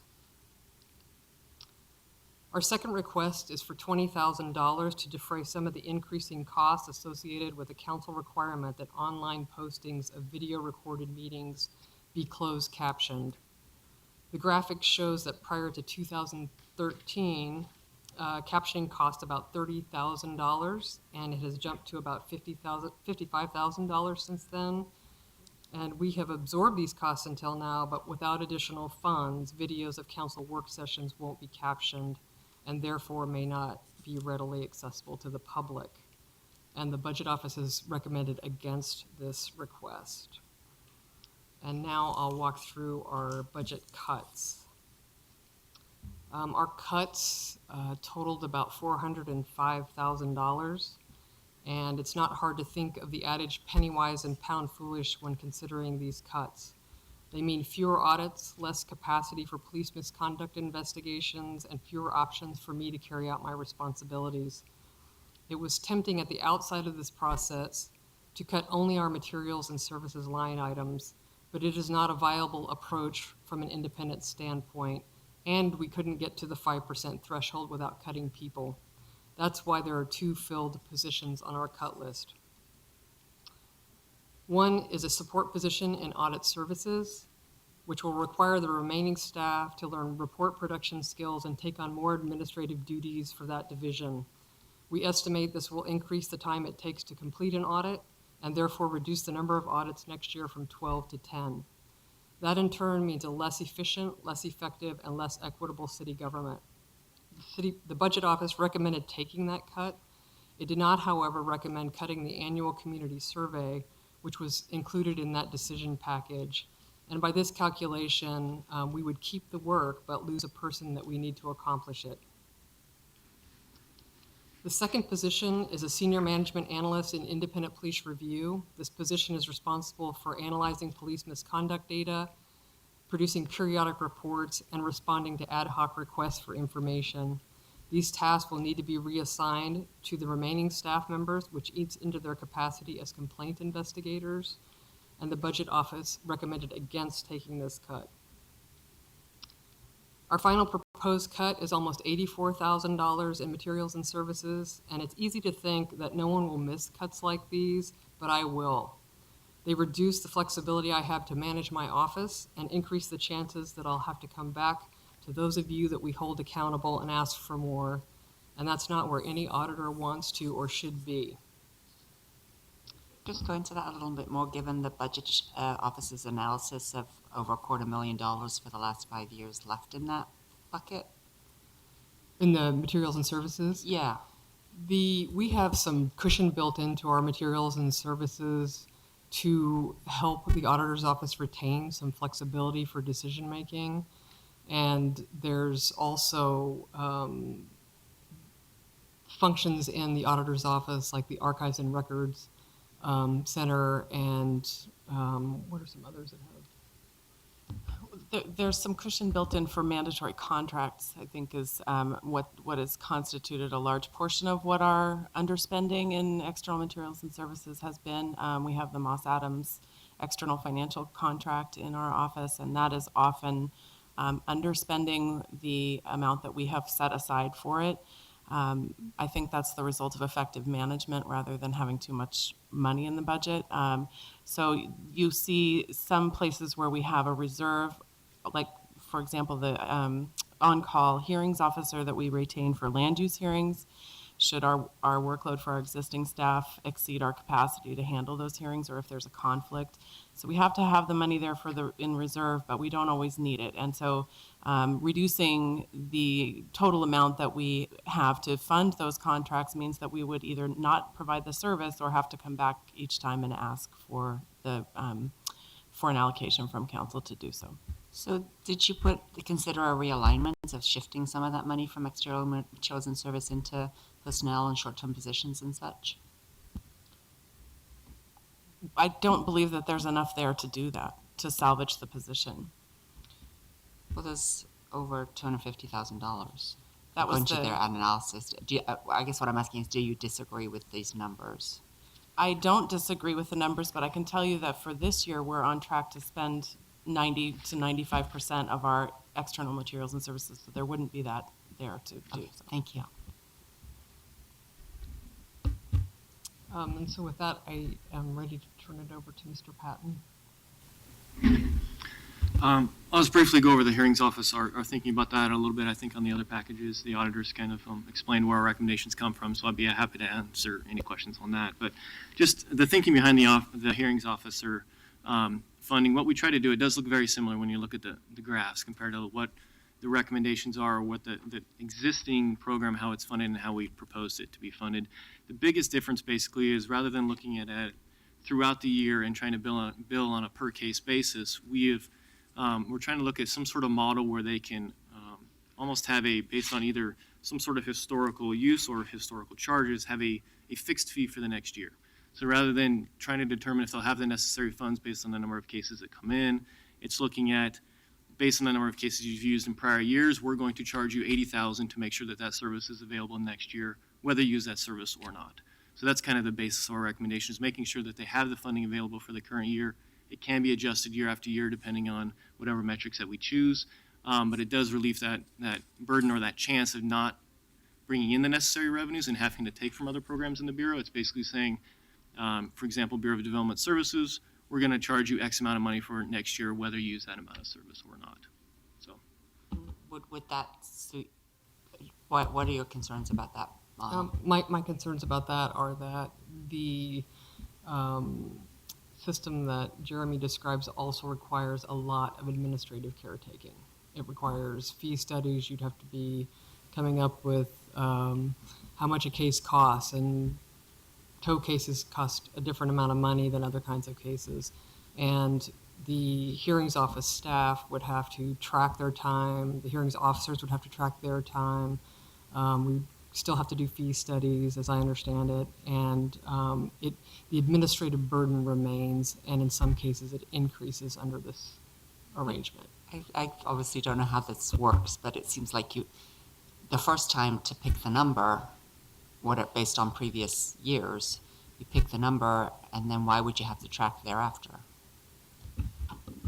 That was the recommendation that the budget office made, was that we consistently track the time it takes to do each type of case, so that we have a basis for future. It's a level of time tracking that nobody else in the office does, and then no other legal services do. So why did you make that recommendation? Based on a cost of service principles, basically we want to charge the correct amount for the use of those services. And one of the other reasons not to put in the overhead model is, if you look at it, for example, the land use reviews for BDS, you wouldn't want to necessarily put that into the overhead model, because when you put something in the overhead model, you're stating that it's a service that can be used by all bureaus, when we know particularly these fees are for particular land use hearings. So yes, I understand why you're advocating not against that. I don't understand why you can't take the 3 bureaus that use the office the most, say, we are going to charge you $80,000, which was the number somebody mentioned, regardless of how many cases you send us. Why would they then have to track? If there can be agreement between the bureaus about what that cost should be going into the future, then I think CBO would be okay with it. Well, I think I probably have a dog or two in that fight, so we're willing to have that conversation. I mean, it does seem like the administrative burden outweighs the real benefit here, and if you can tweak an overhead model approach with the bureaus that are frequent flyers, that's why I was talking about frequent flyers earlier, and I think I may be one of them. We're open to having that conversation. I have 2 questions for the auditor. The first is, What's been your experience to date with the new policy of waiving fees so that people have an easier opportunity to get a hearing? The number of appeals have gone up slightly. I think that when we first proposed the code adjustments, we were worried about, a rush to the hearings office, and that did not materialize. The centralizing the appeal filing in the hearings office, I think, is continuing to get better and better as people know that that's what they're supposed to do. I think that the mix of cases that we're hearing in the hearings office on appeal has changed slightly, and I attribute some of that to the notification policy. The bureaus are telling people they have a right of appeal, so we're seeing different kinds of cases. That was the second of the three things I wanted to ask you. Are the bureaus consistently giving the notice that we're required to give? No. And we had a training about a month ago where we brought in bureaus, and hearings officer Greg Frank went through some of the procedures that the hearings office has and what the expectations are in the code, and put the bureaus on notice that there will be consequences as provided for in the code for not giving notice. Is ultimately a question of getting compliance and uniformity across bureaus? Is that your concern, or should it be Fred Miller's concern? It is a code requirement, so each bureau has But in terms of who is, Fred meets with the bureau directors monthly. I'm just trying to figure out who's best suited to write herd on that. That would not be me. That would be Fred. And the final question I have is, I see that if you're required to take the audit services cut, you'd have to cut back on 2 audits. Right. Seems pretty dire. My view on this would be influenced, of course, by which audits you would have to cut. So if you could just supply that to me in writing afterwards.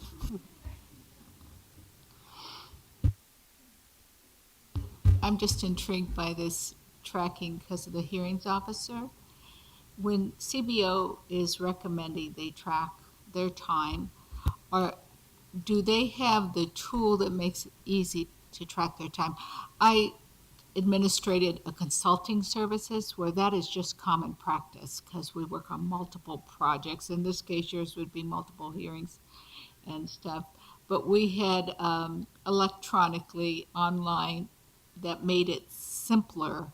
And in their case, they literally had to make notes, where in this case, I know some agencies, various agencies, they just have to plug it in, say I'm working on, say in this case, land use or whatever.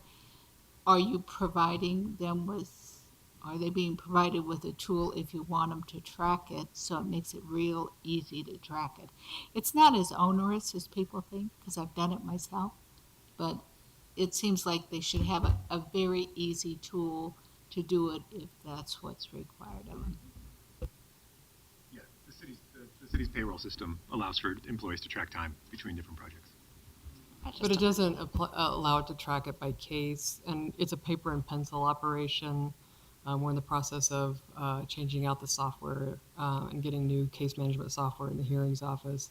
But right now, it's the clerks write down when a case starts and when it finishes it, and then it gets handed off to the hearings office. And there's also time built in for writing a decision, and it just is a lot of having to remember when you started doing something and when you didn't, and writing it in the file. It seems to me this might be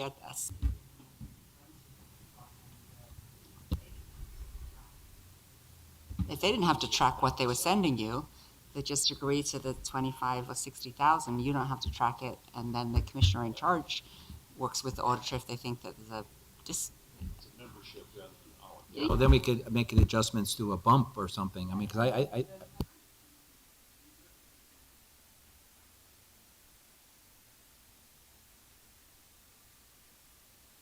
And land use was not included in our proposal. That was one of the external revenues for that reason. I think we can find a solution. You have some other thoughts in addition to that? Yeah, one besides hating billable hours, having had to do them. Just I guess, an overall comment that strikes me as I sit here, and Commissioner Fish jokes about it, but the idea that the watchdog for the city on behalf of the community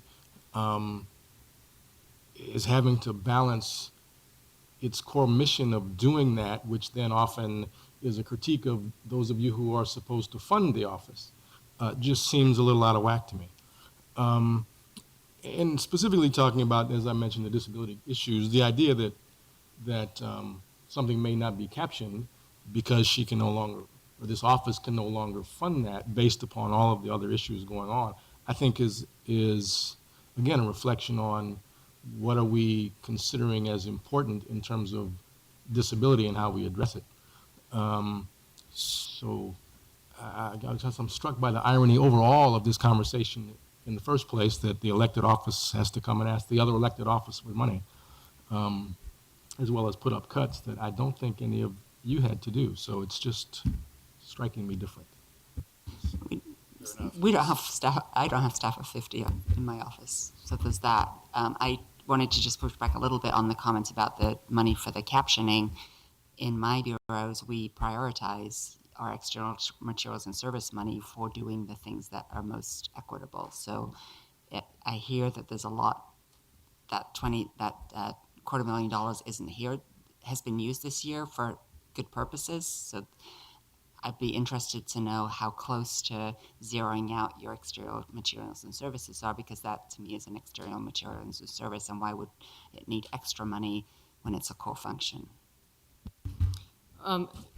We have been absorbing that cost as it's been going along, and at some point we need to come back to you and remind you that we're absorbing it. There are, 8 functions in the auditor's office, and so I think that the council clerks are an administrative body essentially for your council meetings and your work sessions, and so we're coming back to bring that to your attention, that that's something that's growing and we've been absorbing it, and that there at some point will become a consequence for continued increases, and I just can't let those go unabated. I want to just 2 quick points. Are we clear, CBO, as to what options the council, you're going to give to the council to explore this new model? That's yes? Okay. Yeah. And I wasn't clear, so I just want to make sure you're clear.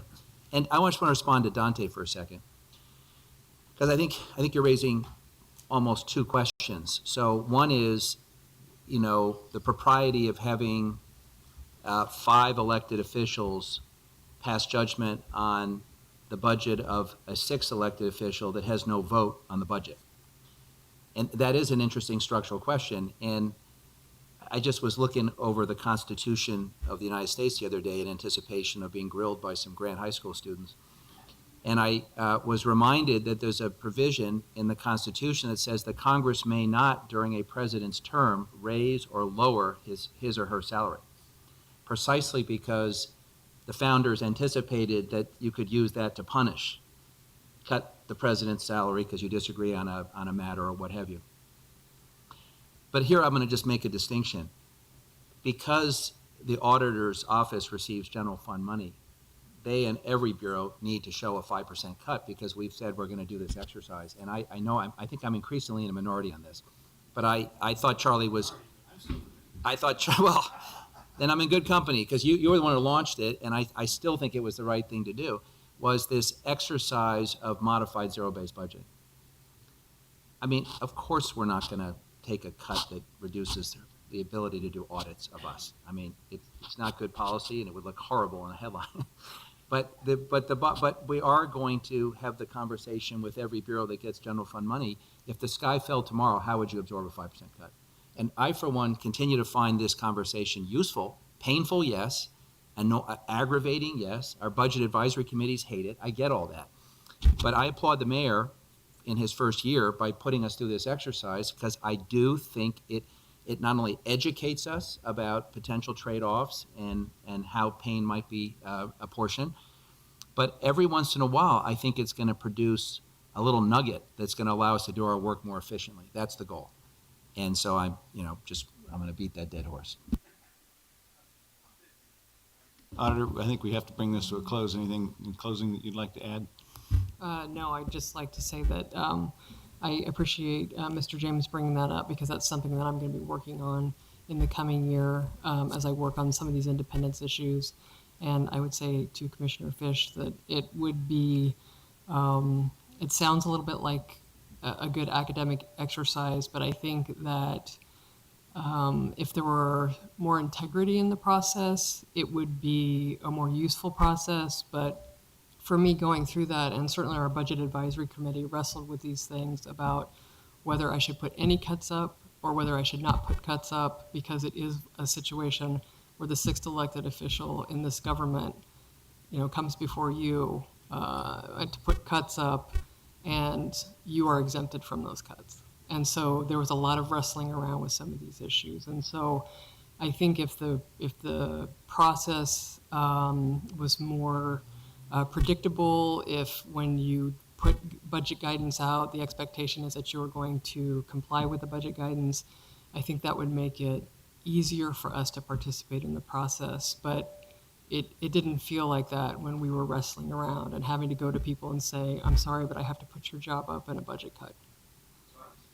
Saying that even though we're required to show a 5% cut with general fund bureaus, you're saying not with our offices. Is that your point? Because every general fund bureau has had to come in and show a 5% cut. So right. What's when you say it doesn't have integrity, that gets my attention. What's the part that doesn't have integrity?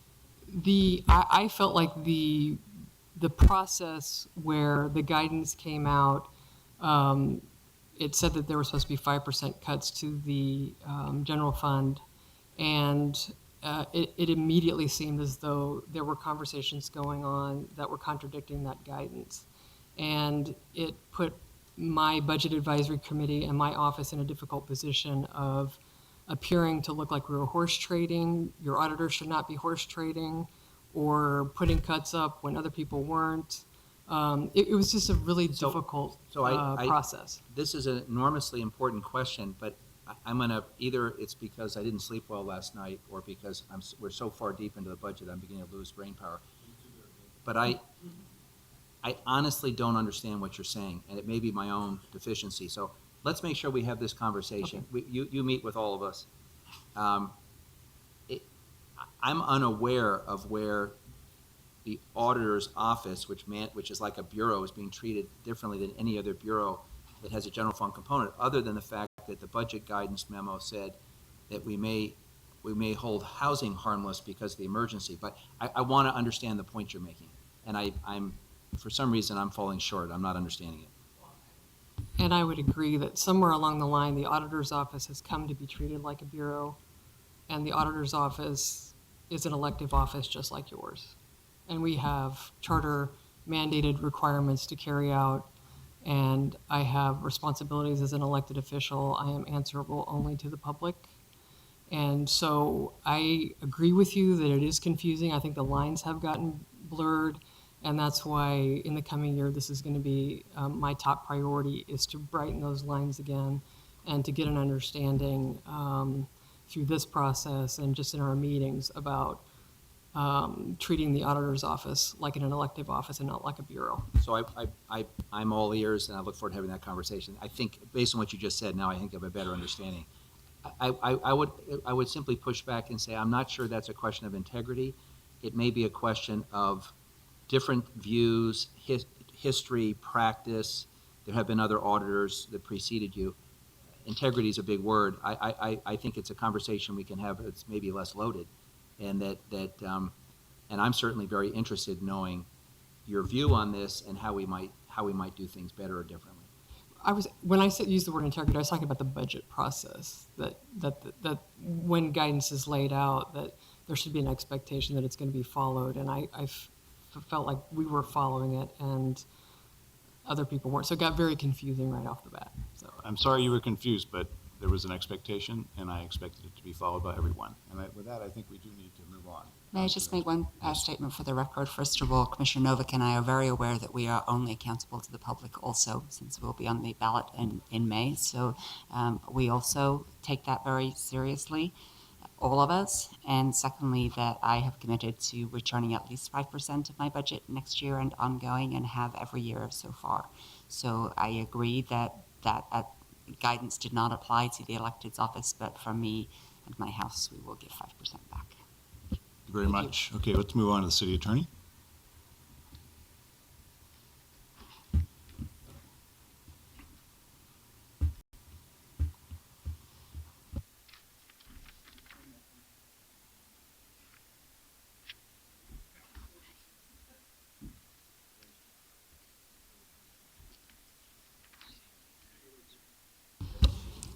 Good afternoon, citizen advisors, council, Mayor Hales, everybody else. I'm Tracy Reeve. I'm the Portland City Attorney, and with me is Christine Jividen, who's the City Attorney's Office Business Operations Supervisor. And I wanted to just touch briefly on the most significant issues that may affect our office over the next 5 years. We have a number of senior, highly experienced attorneys who will be retiring in the next 5 years, so succession planning is one of the challenges that we face. I know we're not alone in that in the city, but it does present budget challenges as well, since we can't bring the replacements on before those senior attorneys retire, and trying to figure out how we're going to develop that expertise and have it in place as we see, and the next 5 years really are going to be crucial. I have a huge brain drain happening in the next 5 years. So that's a major issue for us, and we are continuing to work on it.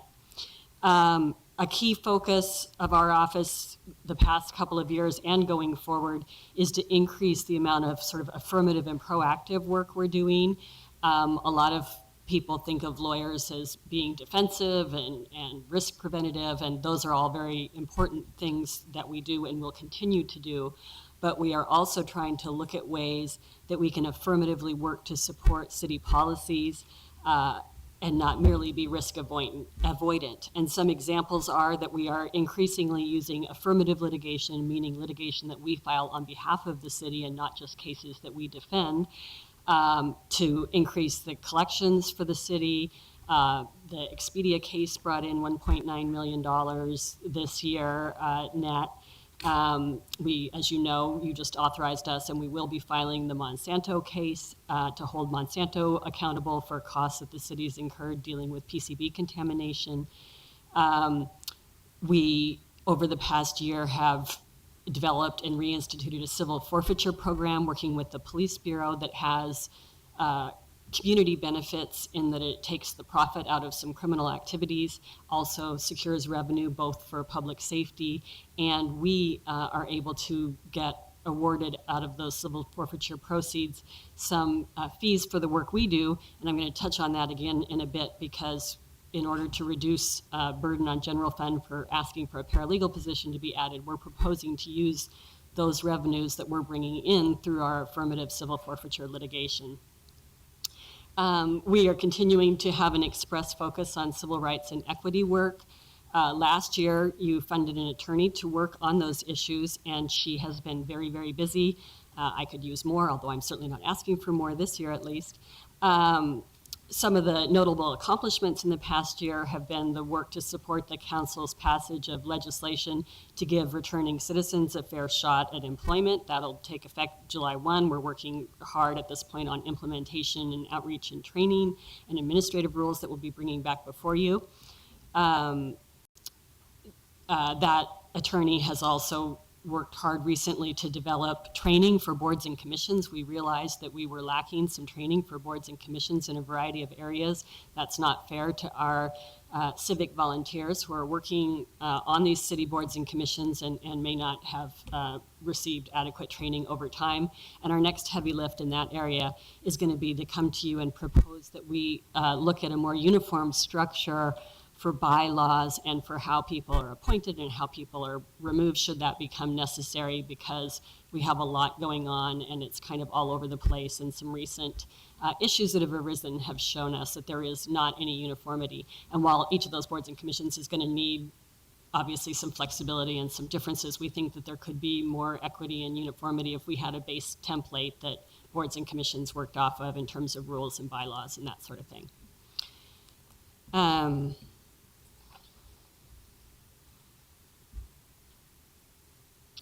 Our attorneys have been actively working on equity in housing, the housing emergency, a variety of affordable housing projects and legislation, and will continue to do so.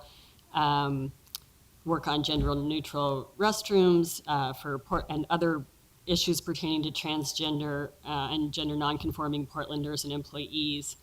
And as I had the opportunity to mention to you yesterday, we recently co-hosted with the Office of Equity and Human Rights and the Governing Alliance for Racial Equity a 2-day conference for attorneys to focus on how government attorneys can advance racial equity. We're looking forward in the coming year to more citywide trainings on a number of issues, including legal protections and resources available for employees and community members with mental illness. That's something that we've talked with the Bureau of Human Resources about doing. We're engaged in conversations with the Office of Equity and Human Rights about how we can further training, education, and enforcement of our Title VI plan and our complaint processes. And all of these are areas that require resources. And so over the next few years, as we continue to emphasize this affirmative work as well as our defensive work on behalf of the city, to continue to do that will require resources. So staffing is one of the challenges we have to achieving some of our objectives.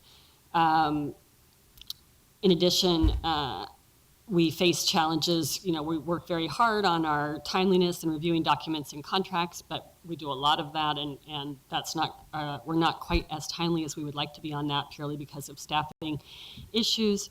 We have rededicated staff resources internally in the last year, reassigning a litigation paralegal to work full-time over the past year on our legal records management program. As you know, our public records system, GovQA, has now gone live, and we're continuing to support that. We're handling many more public records requests than we did historically. For that reason, we desperately, and other reasons, we desperately need additional support staff, and we would ask that you look positively on our first decision package, which is AT01. That's where we're proposing to hire additional paralegal, and we would realign resources from the civil forfeiture program so that it would be neutral to the general fund. We'd also ask that you consider whether it's necessary to cut our applications analyst position, which is decision package AT03. We understand the need to dedicate additional resources to the housing emergency. We certainly support that, and recognize that it is a real need, but the loss of this position will negatively affect our ability to continue several ongoing projects, namely and specifically, one of the things that we've started working on is pushing out more resources on our website for internal city employees to be able to access some legal resources. That's true with GovQ&A. We've done it recently with trademarks and copyrights and some rules and processes there. We think that that's a fertile area where we can do more with less, if you will. But if we lose our applications analyst position, that will likely be deferred because other staff will have to absorb a lot of that IT work that is currently being done by that position. The other way that it will have a negative impact on our office is that it will necessarily, some of the IT work that is being done by that position will likely fall on the paralegal position that's supporting the legal records management program, because a lot of that is technological, so it will be a hit there. Again, we do understand that there is a need to find cuts and additional resources. One thing we would ask is if you do feel it's necessary to make that cut this year, that there be consideration to it not necessarily being permanent. And finally, we believe we can absorb the materials and services cut reflected in decision package AT02, and we're happy to tighten our belts there, again, in recognition of council's priorities and where those funds are going. I want to leave time to respond to any questions and concerns you have, so I'll stop here. And we do intend to come before you with a report on the city attorney's office work and activities early in fiscal year 16-17 to give you more detail. Good afternoon, Jay Marie Ford, City Budget Office. I'll keep my comments brief. CBO did recommend in favor of the 3 identified cut packages to reach the 5% general fund reduction. With the 2 of the cut packages, we did not recommend in favor of cutting the requested paralegal position, which is a cost-effective way of increasing the office's capacity without additional general fund resources or new attorney positions. The position is also expected to contribute to continued positive performance trends in the office. Question, Mayor. Did recommend the technology support position to be cut. We did. The Bureau indicated that it could reassign some of that work to existing support staff if the new paralegal position is approved, though some of the technology needs would potentially need to be utilized through external contracts. So recognizing it may hit the Bureau in taking a citywide approach, that it did seem to be a cut that they could absorb, at least for this year. I'm going to keep saying that we need more paralegals until we have a lot more paralegals. So I have a question, and first I want to just state my bias. Through happenstance, I am now effectively managing the two largest pieces of litigation facing the city, and through a quirk of my bureau assignments, I seem to have the lion's share of some of the newest stuff, and certainly a heavy dose of public records on an ongoing basis and related things. So I'm a big consumer of legal services, and I'm not saying that to whine. I'm teeing it up for the question, which is, it just feels like the volume is growing pretty significantly, not just because of a more aggressive use of public records laws to get documents pre-litigation and during litigation, but also a more aggressive legal approach generally challenging government actions, big and small. And so between Anderson and Superfund, those are the top two cases the city has got against us. They're not going away anytime soon, and they keep becoming more, not less complicated. So the question I have for you is, how do we gauge what is a right-sized office to deal with the volume of work? And number two, how do we know that we have the right ratio of paralegals to lawyers? And one of my own views is that we could use more paralegals, because while from time to time we need an experienced lawyer to come in and offer an opinion, and we need people to go into court and argue the motions and file the briefs, there's a lot of work that has to be done with offices pulling together documents, reviewing documents, things like that, and that's uniquely what a highly trained paralegal can help with. So just briefly, comments about what is a right-sized office, and what is the right ratio of paralegals to lawyers? I don't know exactly per number what's the right ratio of paralegals to lawyers, but I do know that we're understaffed with paralegals right now. We could do a lot more paralegal work, and paralegals are very highly skilled legal professionals, and there's a lot of stuff that they can do that in the absence of paralegals available to do that, some of our more junior attorneys or even more senior attorneys end up doing. As to how do we know if we're right-sized or not, I would say that we know we're not right-sized if we get to a point where we don't feel like we can competently handle the vast bulk of the city's work in-house, and we're starting to need to go to outside counsel for capacity issues. And we're not at that point yet. But I would say that many of the things that I'm talking about are very cost-effective. I mean, having attorneys, if we have to defend a case, if we have to defend the Superfund case or the Anderson case, or if we're going to go file a number of collection actions, well, we have to defend those cases. That's going to be our first priority. So sometimes even affirmative litigation that would bring revenues into the city, we're not undertaking because of capacity issues. And so we are at the point where we know we could do more affirmative litigation and bring in more revenue to the city if we have more resources to do that, particularly paralegal resources, because some of the more routine collection actions, it's not rocket science to do the complaints and the filing. You do need an attorney's involvement, obviously, but a paralegal can do a lot of that day-to-day work. So I guess it's a bit more of an art than a science, knowing when we're right-sized. Well, and there's a consequence to not getting the right balance, which is turnaround times that are not as responsive as a client might like, or difficult, just robbing Peter to pay Paul with things in your office. And I mean, I'm struck by the volume of work, how time sensitive it is, and how demanding your clients are, us and the bureaus. And I fear that you're getting close to not having adequate resources to meet the demands. And it isn't something where we can just keep adding something in your basket, because there's a cost. And one of the things that you and I have talked about is that in cases where there's an intense amount of work and a big demand, I've asked you to let me know when do you need to have some additional support. Whether it's a paralegal or something else, and I want us to be nimble enough to be able to make those decisions off budget cycle if necessary, because the work doesn't stop. Right.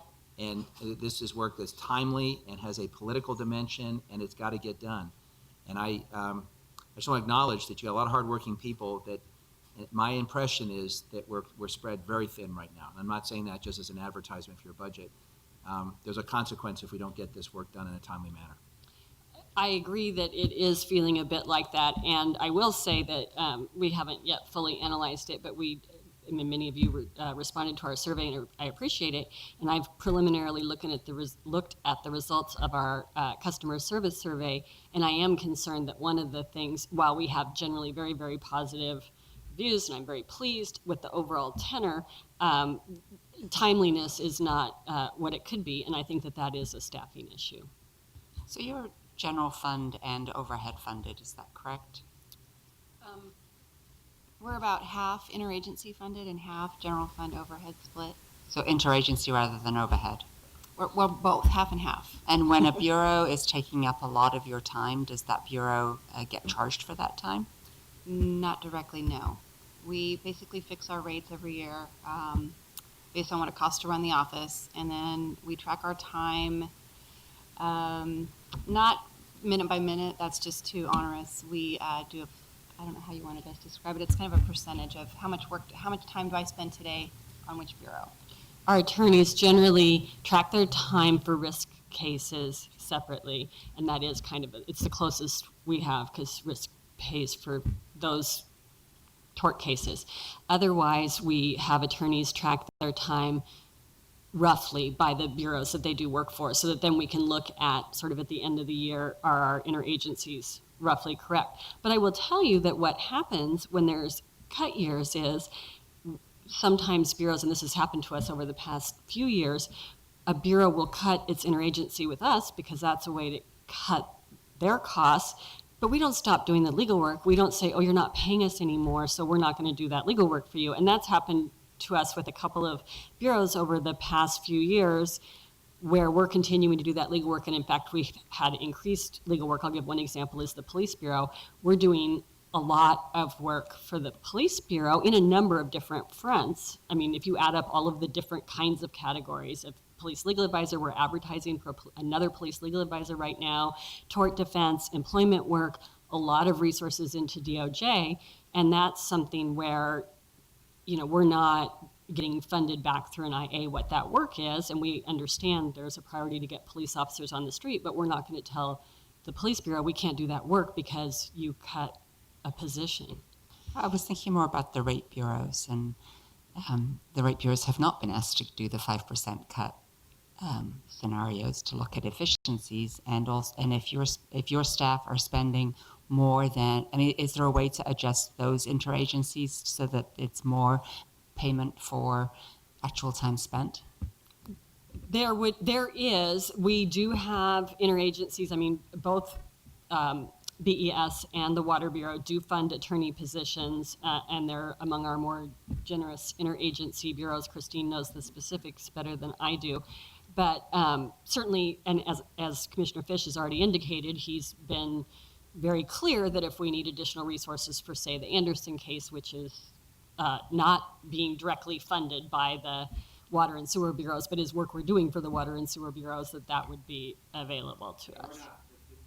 Utilities are happy to pay their fair share. It's not a question of what pot it comes out of. And one thing I would say to my good friend is that we've taken more than 5% cuts the last 3 years because our CAL target is actually our forecast. And we've come well below, in some cases 50% below the forecast rate. And we've done it by taking cuts in some years. We've done it by deferring things in other years. So it's not an apples to oranges to say we're not taking a 5% cut. We have been instructed for 3 consecutive years to come in well below our forecast rates. And the forecast rates for the utilities are the equivalent of the CAL target. And there has been some pain, as my colleague knows, particularly when we directed them to take cuts, 2.5% cuts in a year in which general fund bureaus were not required to take a cut. So it's not correct to say that we haven't taken 5% cuts over time. the challenge of a bureau like the city attorney's office that is hybrid sort of overhead and IA is we need to make sure that the interagencies they have are truly for services above and beyond the base level of service, because the whole overhead model, the fact that we charge water and sewer and PBOT, et cetera, for that general basic level of service, we need to make sure that all those bureaus are being provided, and it is appropriate in the cases that they have that they go above and beyond that for special services, but we just need to make sure that we do kind of continue to have that differentiation in what they're providing. Okay, other questions or points to raise on the city attorney's budget? Okay, thank you both very much. Thanks for your good work. Let's move on to PBEM. Good afternoon, Tom.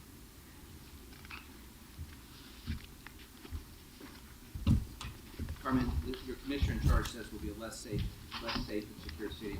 We think about taking the Bureau. Do you agree with that? I think we can move on. All right, good morning, good afternoon rather, Mayor, Commissioners. Carmen Murillo, the Portland Bureau of Emergency Management. Thank you for the opportunity to present information about our 2016-2017 proposed budget. I think we're the penultimate bureau. I think we have one more after us, so I appreciate all the time that you've taken so far. In the brief time that we've been allotted, I want to, focus on two areas. The first, some of our bureau challenges, and then give you a preview and overview of our proposed decision packages. To start, you should know that of our overall total budget, less than half, 50%, comes from the general fund. In fact, we have a very small burden on the general fund. It's 0.1%. The remaining 50% of our budget comes from federal grant funds, and in particular, one Homeland Security grant fund known as the Urban Area Security Initiative grant, or the UASI grant.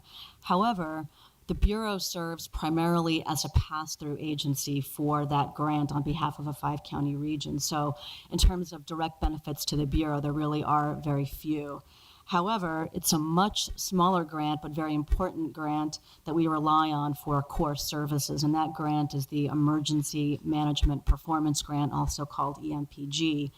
It not only pays for personnel, but it also covers two very important interagency agreements for us. The first, it pays for the rent at our Emergency Coordination Center, and it also pays for a portion of our Technology Services interagency agreement.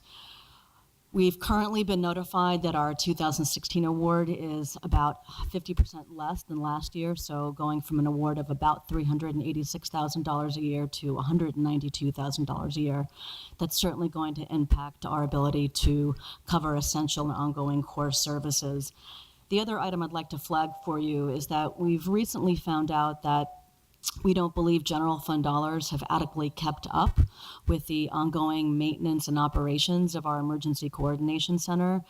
In the 2010-2011 adopted budget, there was a budget note that specifically said that the general fund would pick up the cost for ongoing maintenance and operations. And we're still truing up what the right amount should be, but I just wanted to flag for you that we believe that we are about $136,000 short of what we need to pay for ongoing maintenance at the Emergency Coordination Center, about $136,000. But we're still working with the City Budget Office and OMF to come up with the accurate amount. But if it was a budget note, why isn't it included in the proposed funding? Well, to be quite frank, my bureau has been without a finance manager for 8 months. And so this is coming up now as we're developing our budget. So I guess the next part, I'd like to just briefly walk you through our decision packages. And I want to start with the Training and Development Officer position, which was not recommended by the City Budget Office. And I want to use a recent project to demonstrate the importance and the need for this position. One of the first things we're going to have to do after the earthquake is damage assessment. And working with the Bureau of Technology Services, we recently developed an app available for download on the iTunes store called Collector. And this is something that you can download in the field on an iPad. You go out, you inspect a building, you complete all the required forms. That information gets transmitted centrally to our Emergency Coordination Center on a map using a stoplight, red, yellow, green, so you can see where the areas of greatest damage are. However, To implement this project, we need someone to work with BTS, someone to develop custom boards and WebEOC, which is our crisis information management tool. We need someone to kind of shepherd a process through all the bureaus that go out and do damage assessment, and there are many: the Water Bureau, Transportation, BDS. So we currently don't have someone that's exclusively devoted to advancing emergency coordination center readiness, and that's what this position would do. The second ask is to make permanent a position known as our Beacon Coordinator. Many of you are familiar with our Neighborhood Emergency Team program, where we partner with Portland Fire and Rescue to train residents in everything from light search and rescue, fire suppression, disaster medicine. We have, and since the program started, over 2,000 people trained and about 850 active net volunteers. We have a companion program called Beacon, which stands for Basic Earthquake Emergency Communication Node. We think of these as hyper-local community extensions of our Emergency Coordination Center. These are 48 locations throughout the city that we can direct people to in case they cannot pick up the phone and call 911. So this is where they would go for emergency information.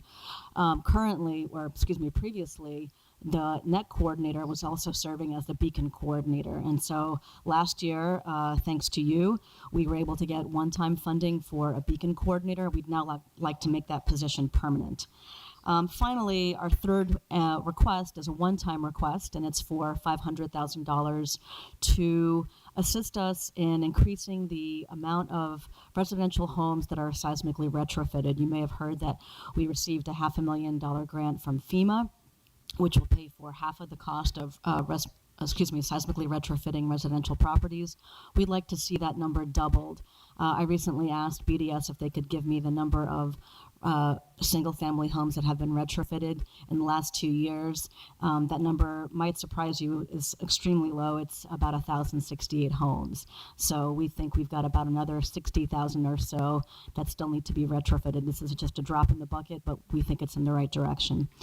So I guess with that, I'll turn it over to the City Budget Office. Good afternoon. I'm Jessica Kennard with the City Budget Office. So as Director Merlot discussed, we definitely, the City Budget Office, noticed then that this uncertainty in the declining grant revenues presents a really critical challenge for the Bureau, primarily as a result of the declining revenues. Their cut would be particularly challenging to absorb this year. The cut would leave their non-fixed EMS budget with, I think, around $2,000 in it. So we recommended against taking that reduction. And we recommended that the Bureau use the opportunity of revisiting their strategic plan this year to take a look at this reliance on these grant revenues and be able to include in their plan a plan for how they will adapt to changes in grant revenues in the future and be able to present these key decision points to Council in terms of trade-offs and impacts of service delivery with relation to these declining grant revenues. With relation to the budget note that Director Merlot was talking about, and to your question, Commissioner Fritz, part of the challenge, I think, was that the year in which this Cal target adjustment was made happened to be the year that we did a modified zero-based budget exercise, and we immediately took 10% off of that amount. So the estimate as it was originally made was decreased. And in addition, since they've been in the facility, we have a better sense of what the real O&M costs are. So as Director Merlot mentioned, we are talking with OMF and with the Bureau, and we'll come up with a number very soon for you. We did recommend converting the assistant program specialist for the Beacon and NET programs to ongoing. This position, as the director mentioned, started in November of this year. It was funded on a one-time basis. They are establishing response networks in 48 Beacon sites across the city, and our office saw this as aligned with one of the city's equity goals in terms of engaging all communities, and particularly underrepresented communities, and it also strengthens outreach and public engagement. So that was a big reason why we recommended that decision package. Carmen, two quick questions. To what extent do you provide services for which you are not compensated? I'm thinking Disaster Policy Council and the one-offs where bureaus ask you to lead an exercise or to help with something. To what extent does that get just absorbed in your budget, or do you get, and to what extent do you get additional revenue for that service? We are an overhead bureau, so we absorb all requests for assistance. We don't go back and do any cost recovery from the other bureaus. No, 48 beacon sites, who staffs those? Who's going to be there when everybody shows up? Yeah. We're currently having a volunteer deficit for the beacon program, but the intent is to have identified beacon volunteers for each of the 48 locations. Each needs 8 volunteers. That's because we need to have them in shifts. In a worst case scenario, if we don't have enough identified volunteers in advance, we would literally assign city employees to go out there. Yeah, but that's potentially, well, obviously there's a lot of potential collaboration with Office of Neighborhood Involvement through both the Diverse Civic Leadership Program and the Neighborhood Program to see if maybe people aren't willing to do the entire net thing, but could they at least be trained where to go and who to call, some basic stuff like that. But I think also some coordination with a number of the other bureaus might be in order so that there would be somebody who has authority to get on the city's website, for example, or to use the emergency system and such. So I'm really interested, and I think it's potentially a good community organizing model to, instead of the old model of crime prevention, we need to be more looking at community gathering and resiliency, and I'd be very interested in working with you through both parks and neighborhood involvement, because I know that some of them are in parks. I don't know that all of our park staff know that where the beacon sites are, and so given your limited staff, would be happy to partner with you on that. With my limited staff in ONI, but my more extensive staff in parks. Thank you. Well, just a question on the beacons, because this is the first I've heard about it, but are they in schools? Because there's been discussions about schools being a gathering place with some of the EPAP meetings I've been in. Are you also selecting schools? Most of our beacon locations are either at parks or schools. And when I say schools, I don't mean the building itself, I mean the school fields. The idea behind these locations is that they can accommodate a large surge of people, and we are concerned about the integrity of the structures of many of our school buildings. So the caches are not in the building, and the location is not the school itself, it's the field at the school. And so I assume you're communicating with schools about that. Yes, they're all aware of it, yes. Okay. I do have a question for Don, who's not here because he brought it up at the last emergency communication versus thinking emergency management. He mentioned about your residential strengthening program. He brought out that he has an older home that needed retrofitting, and if you contacted a contractor, which he did get a quote, it was something like $6,000. And he was able to do the same thing for about $600. So in that program, and I know it's mixed with grant funding have restrictions, are you looking at giving options, say, to someone who has a home, but they're willing to do it themselves, paying for all of it, versus, I don't know whether it's a cost share or anything in the program, but something that's an incentive for those people to actually do themselves? Because a lot of people buy older homes and actually work on their older home a lot, so they might be more geared toward doing that. I love that question. We have and will continue to conduct trainings with our Bureau of Development Services to teach people how to do the retrofit themselves. If you have carpentry skills and you're not afraid to use power tools, you certainly can do the work yourself. It's not rocket surgery. So we'll continue to put on those classes, absolutely. like I said, besides the training, I don't know how people apply. You say 100 to whatever. About 150 to Yeah, 200. homes, if it's incentivized, so the cost that you pay is a lot less because they do them themselves. Is there some way to incentivize getting more people doing it themselves so you can do more houses? Sure. It's a really good question that I think we need to spend some time on, not just the what can we spend, but how can we get people to do this? Yeah, very good point. Don Wood also actually emailed a question related to COOP plans for bureaus, and I actually just want to draw people's attention to the dashboards, which we may not have drawn enough attention to over the last couple of work sessions. But he said last year, you talked about 50% of bureaus had continuity of operations plans, and he was wondering where that number was, and I'll just note it is one of your key performance measures now, and I think up to 72% last year, actual projected at 75 and going to 80. And I think his follow-up question probably would be, since these are bureaus putting together COOP plans, why can't we get to 100% in 12 months?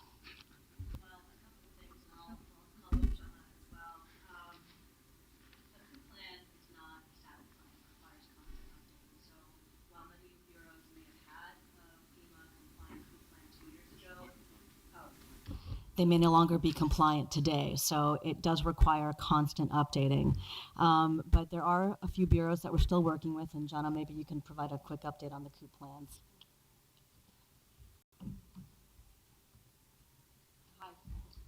Hi, sorry, thanks. Jonna Papefdemiu, the planning manager at the Bureau of Emergency Management.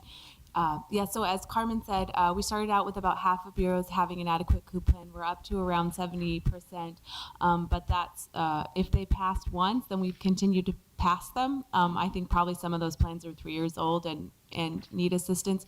Unfortunately, you very graciously funded a continuity of operations planner in our last budget year. That position is open now. And if there are continuity planners watching, I hope they will apply.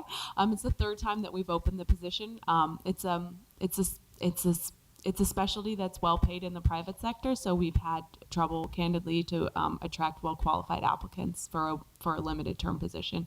But there are definitely bureaus that need assistance to complete adequate COOP plans, and I think larger bureaus and ones that have, candidly, the most critical services find it most difficult.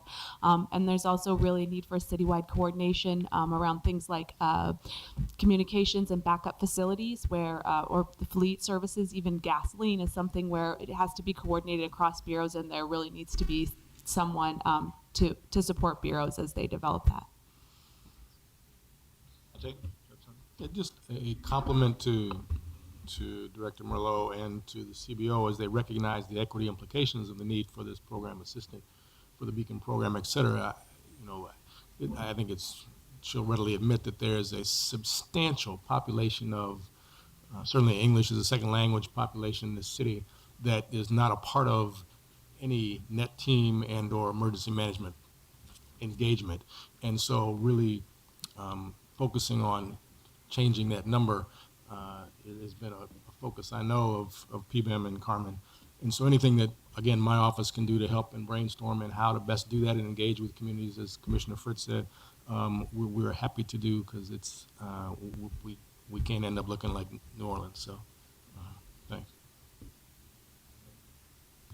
I just wanted to quickly address two issues. One is I wanted to note that CBO's rejection of the proposed training and development officer position is one of the more positive rejections I've seen from CBO. They said the current level and structure of staffing makes it difficult for PBEM to make full use of the recently built state-of-the-art ECC facility. The proposed training and development officer will provide the structured policy development, training, implementation, and oversight, and strategic programmatic planning to enhance city performance towards readiness goals. CBO acknowledges the importance of properly supporting the ECC and ensuring citywide readiness, and believes this position could play a key role furthering those goals. So I would hope that means that if the Saltzman rule applies and the revenue picture brightens, that this would be high on CBO's list.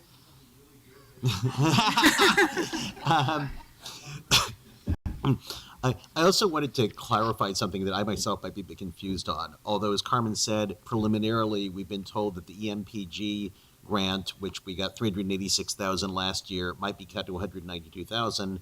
We went through a similar exercise last year and we wound up close to what we had the year before.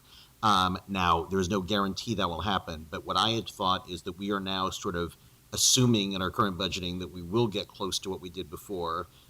We have not assumed that $190,000 in cuts, and that what we're hoping is that if it turns out that it's real and we don't get $200,000, that it would be okay for us to go to the city and ask for contingency funds to fill that out.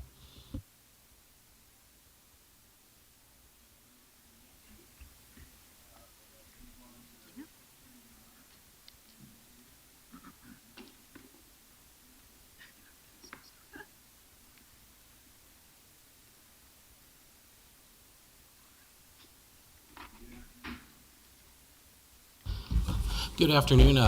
Thank you, Commissioners, Mayor, and the other members of the panel for having us here today to go over our budget. Before I start out, just want to quickly remind everybody that FPDNR is not a general fund bureau. It's funded by a dedicated tax levy solely for the use by FPDNR. So if anybody lives in the city of Portland, you'll see this little police and fire pension line on your property tax bill. That comes into my bureau for that. So I just want to quickly jump into a few things to go today. The first was the decision package that we added to our budget. What we're doing here, I forgot to introduce myself and the rest of my team. I'm Sam Hutchison, Bureau Director. This is Stacy Jones. She's our new financial manager. This is Nancy Hartline, our outgoing financial manager. And I needed to say that simply because that's one of the reasons why we're making this decision package this time. With the loss of Nancy going out the door, we are bringing basically a person down in our financial area at FPDNR.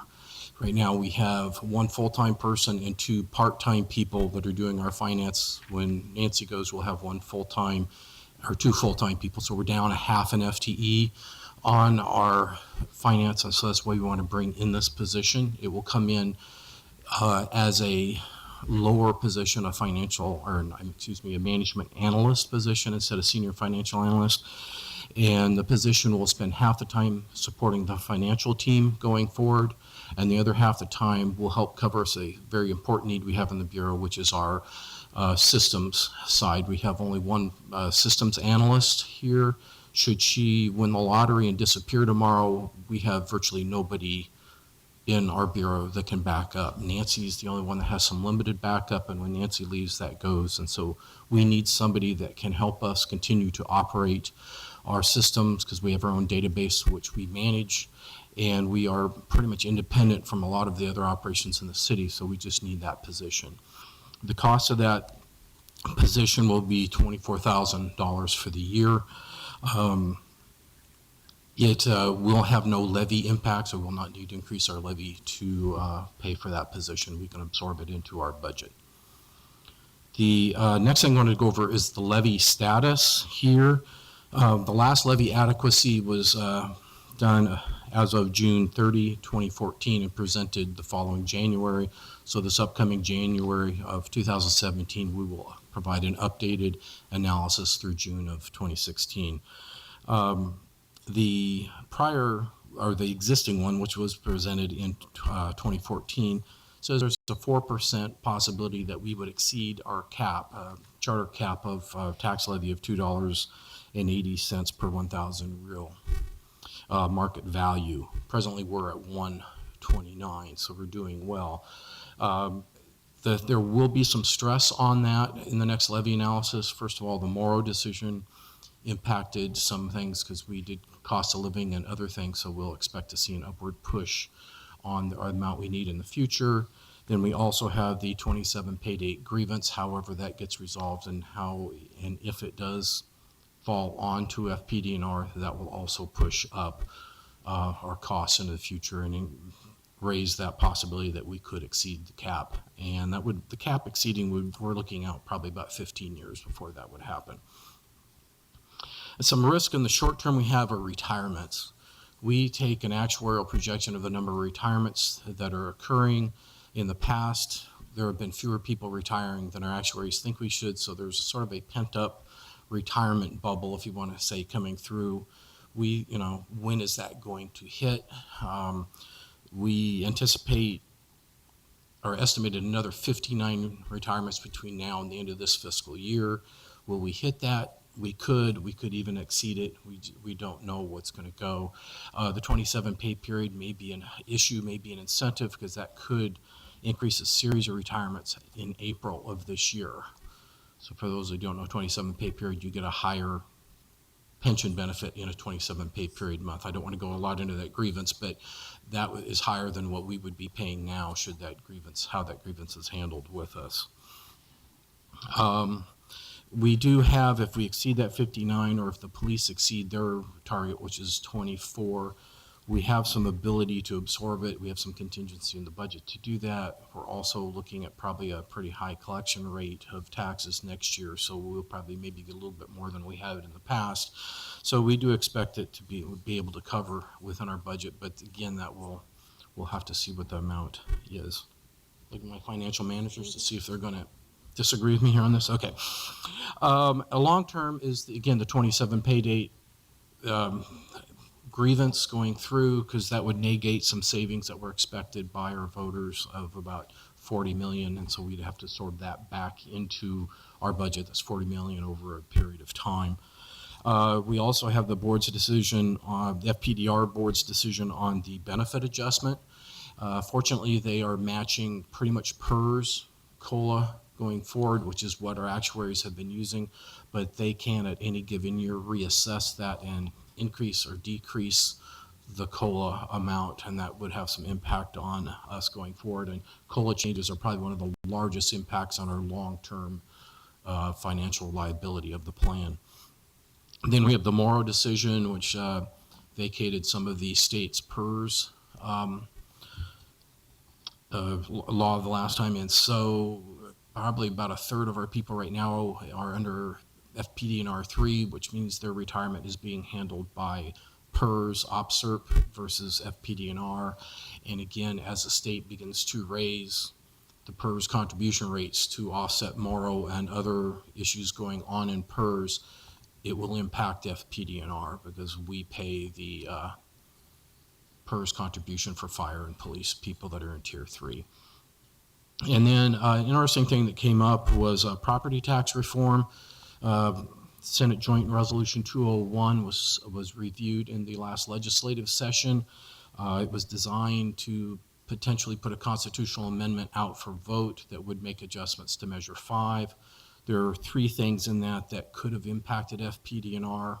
One is that they would go up to real actual market value for being able to assess a tax rate, which is great, and give the city a lot more option, a larger pool of which to tax. But the downside of that is the homestead exemption. There was not much described in the bill of what that would be, and if the homestead exemption is very large, it could actually reduce the amount of available property to tax. The next one was FPD and R in Measure 5 was separated from the city as a tax entity. Actually, you can thank Randy Leonard for putting that in. That would be potentially go away. We couldn't tell if it was going to be grandfathered in, but if it went away, the FPDR and the city would be considered one tax entity.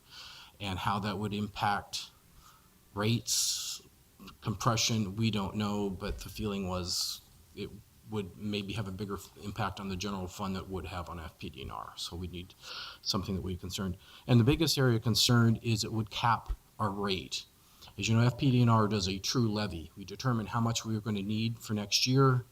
We set that as our levy amount, and then we determine the rate of which to charge to reach that levy amount. What 201 would have done is frozen our rate. So we're at 129, we would be frozen at 129 from here going forward, even though we expect we'd have to go up to 2.0 in the next 15 years. How would we fund that difference? Because if we can, so that was a huge concern that we have. So fortunately that, I wouldn't say it died in committee, it didn't make it out of committee. There's a lot of good discussion. I do feel that this in some form will come back up in the 2017 legislature, so we'll be watching this very closely going forward. And our CFO, Ken Rust, is also very aware of this, and so we'll be working with his office if that goes forward. So that's what we have. review for us? No, we recommend the Bureau's decision package. It is good business sense to have backup, particularly for a system that pays the disability and pension benefits of the members. So I'm sure they appreciate that.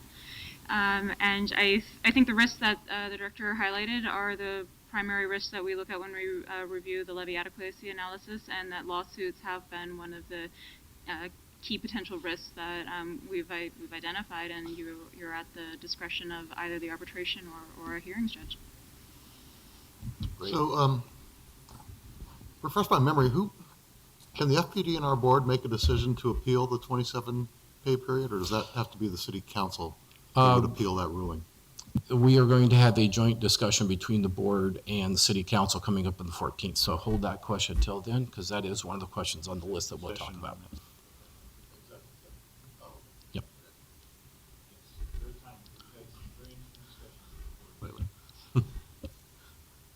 Just a question, because I'm on a school board, so we deal with pensions and PERS and a lot of discussions on unfunded liabilities. Does that particular pension, your particular pension program, have a large unfunded liability? FPD&R 1 and 2, because we have three parts. 1 and 2 are funded by FPD&R. The people that are the hires after January of 2007 are under PERS. So we're looking at the closed group. So funding, I consider this an apples and oranges question. FPD&R is the most unique pension in the country. Most all other pension systems work like PERS, to where people contribute up front and you put funds into a fund, or contributions into a fund that is managed over time and accumulates, so the funds are there when the member needs them. FPD&R is a pay-as-you-go. We look 1 year ahead and determine how much we need, and that's what we put in for our levy. And then we levy that amount every year, so it's a pay-as-you-go. So we do not have a fund that is managed and accumulated over time. So we are a different system. If you use what I call the Apple or the PERS-like system, we are $2.9 billion underfunded. However, we have the property tax levy that is written in the charter, solely dedicated to FPD&R, that is there to fund the FPD&R fund. And so is your amount you can levy unlimited? Is it outside compression? No, it's not outside. It's not unlimited. We have a max of 2.8 per 1,000 real market value. So we do have a cap on the amount that we can do. It is not outside compression. We do adjust the rate to compensate for compression, because we need this much money to pay benefits for next year. We can't cut those benefits. We're obligated to pay them. So it causes compression. So we are technically compressed, but we are able to adjust for that and up our rate to compensate.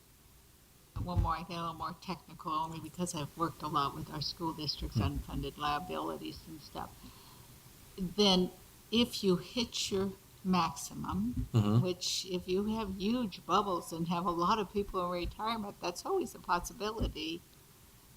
How is it funded then? Well, part of it is the levy analysis goes over time and estimates given everybody. So we have it mapped out over time to what we expect the levy to be.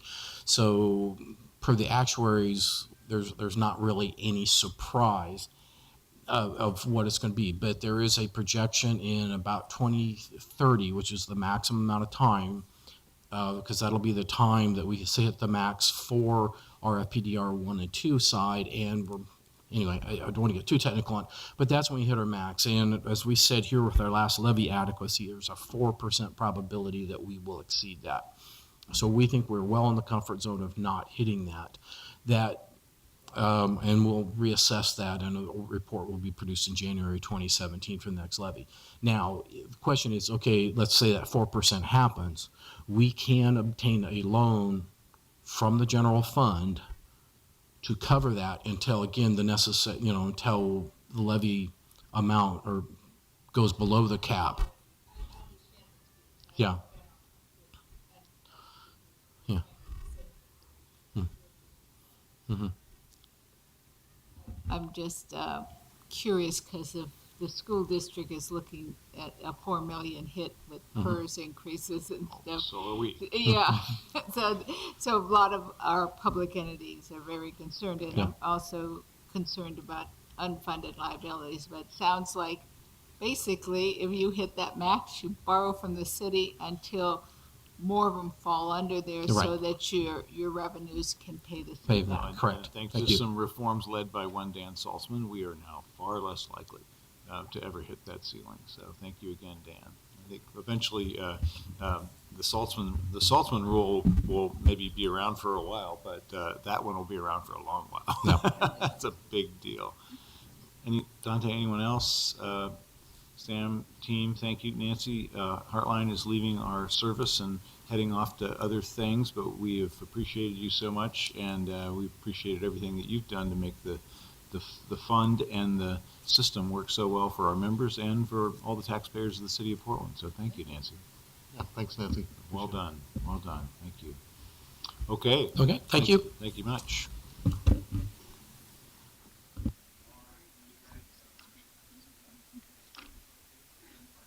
Saving the best for last, yeah.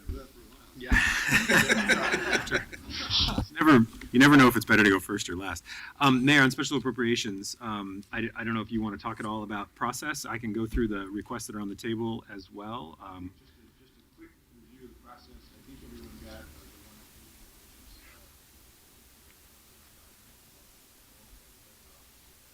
how our new process for special appropriations might work and some categories in which we will. Do you have copies? I think there were copies. Oh, okay. I heard about it. I haven't seen it yet. So anyway, Okay. we Anyway. don't have to spend a lot of time on it now. Thanks.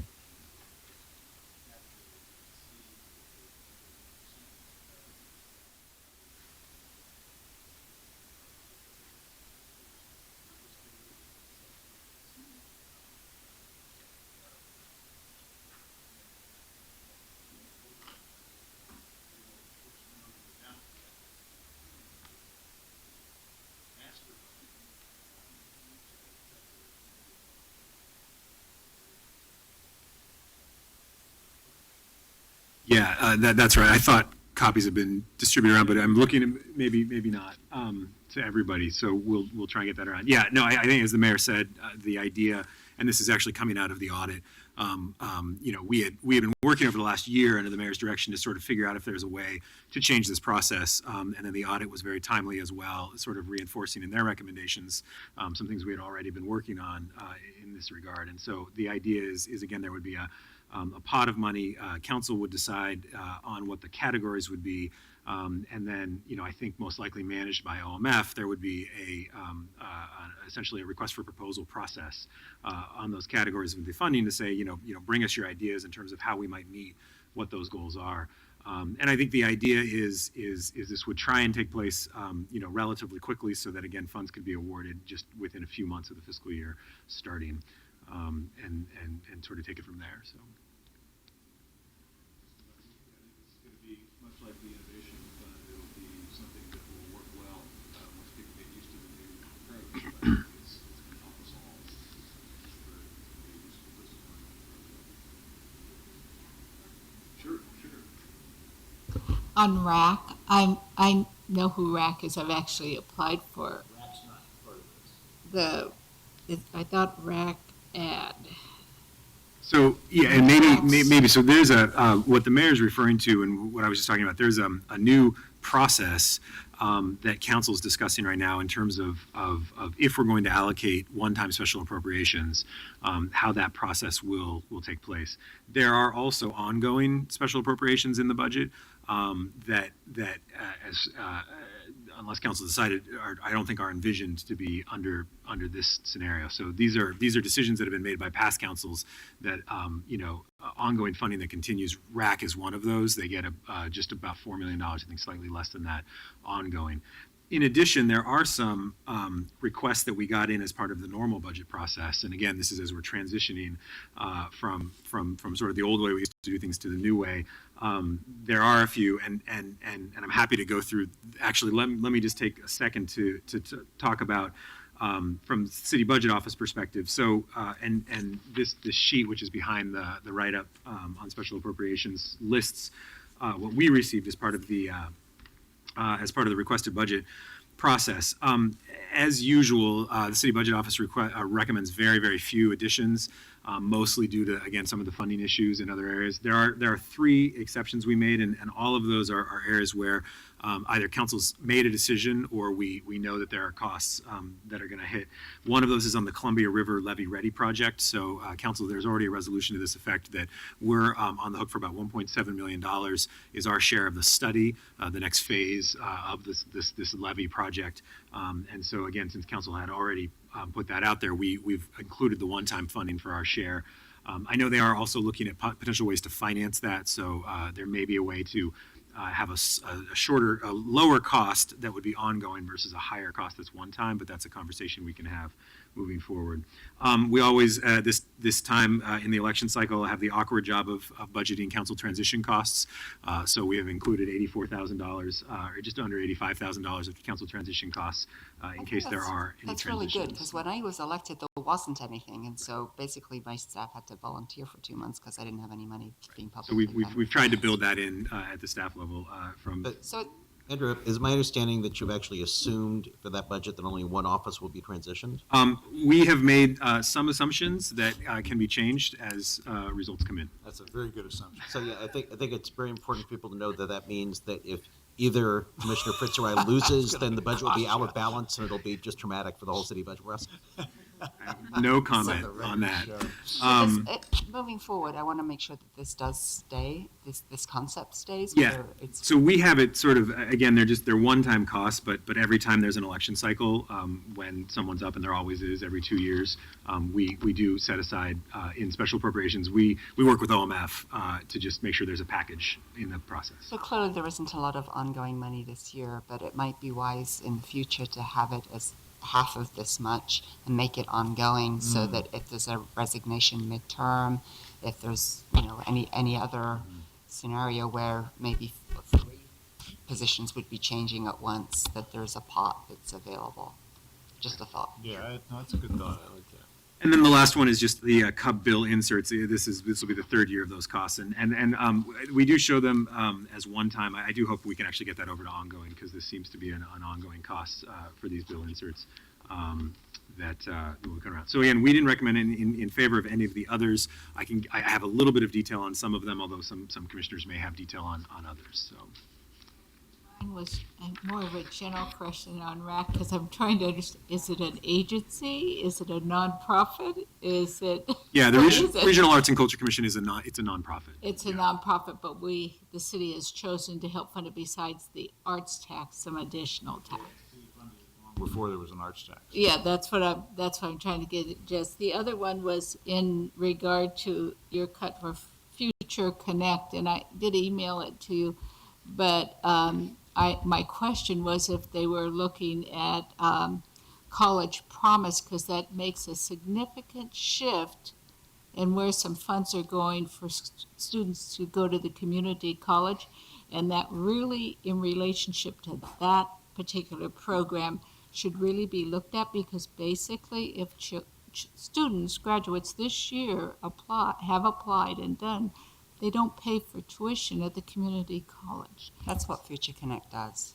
So we did consider that last year, because we had the College Possible folks came in, and Future Connect is the program that the city has been funding. In fact, we initiated it, but that's what it does. It pays not only for it's a very similar program. It pays for mentoring, it pays for tuition at community colleges. No, I understand what your program does, but if the state is funding tuition, let's say for community college, are we having 2 things there put aside? Another source of funding that's already. My understanding of your question, which I think is a good one we were going to look into, is essentially, is the program still needed given some of the state changes? And I'm not familiar with the state program, but I do understand it's providing. I don't know if the state program has the mentoring component, which is the key component. It's, I think, more important than the tuition. So, yeah, but it's a good question, Frida. Sorry, I didn't mean to. Particularly for your two's benefit, let me be real direct about what we're trying to do here. This term special appropriations encompasses more than one kind of expenditure. One is a governmental expenditure that's unique and comes along and doesn't fit in a bureau budget, like the levies, right? Got to fix the levies. It's a governmental responsibility. We own part of it. The county owns part of it. Drainage districts own part of it. If we're going to pay for this, we got to put it in the budget somewhere. Special appropriations is where we put those kinds of things when they come along. The other kinds of expenditures that you see in this category and that we are breaking out into this new process are, bluntly described as grant making. When we said we're going to help out with the Earl Boyles Early Learning Center, that's grant making. And that's good grant making. I'm happy about it.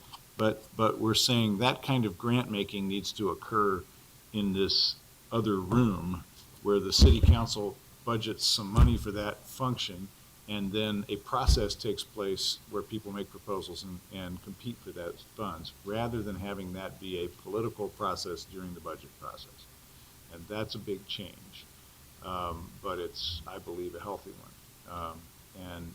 And what you'll see, what you have seen in past budget processes is, frankly, we spend more time getting testimony about the rounding error of special appropriations than we do about the police bureau budget, which is $150 million. So the sideshow became the main event in the circus. I don't disagree with you. It just appeared that you were making cuts because you have a set budget and ongoing.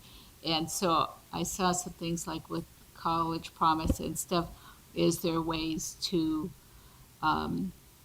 conserve money and still have the integrity, like the mentoring or whatever in the program?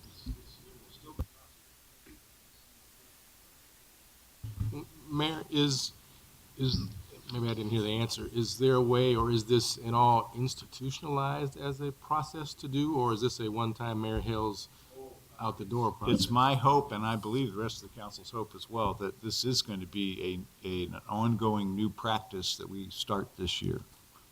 Granted, I won't be around for future iterations of it, but we might want to do a binding city policy. Yeah. So. Yeah. It will be. That was my question. Because it would be easy to slide back. Yes. Thank you.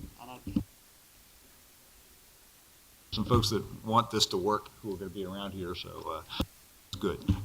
I just wanted to briefly touch on the Southwest Corridor request.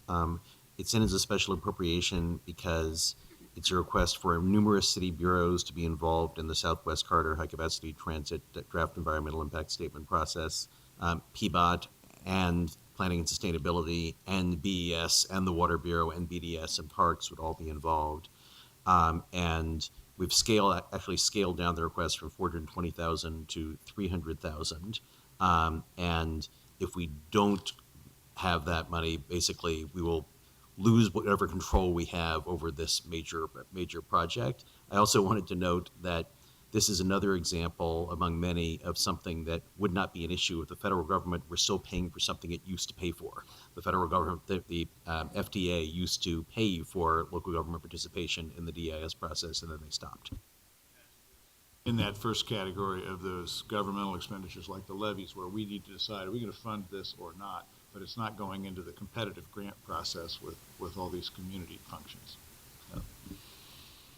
Okay. Any other questions about this? So we'll keep walking this process forward. Any other ideas or suggestions about how to, one, make sure we've got this tuned right for its first trial run, and two, to make it permanent would be very helpful.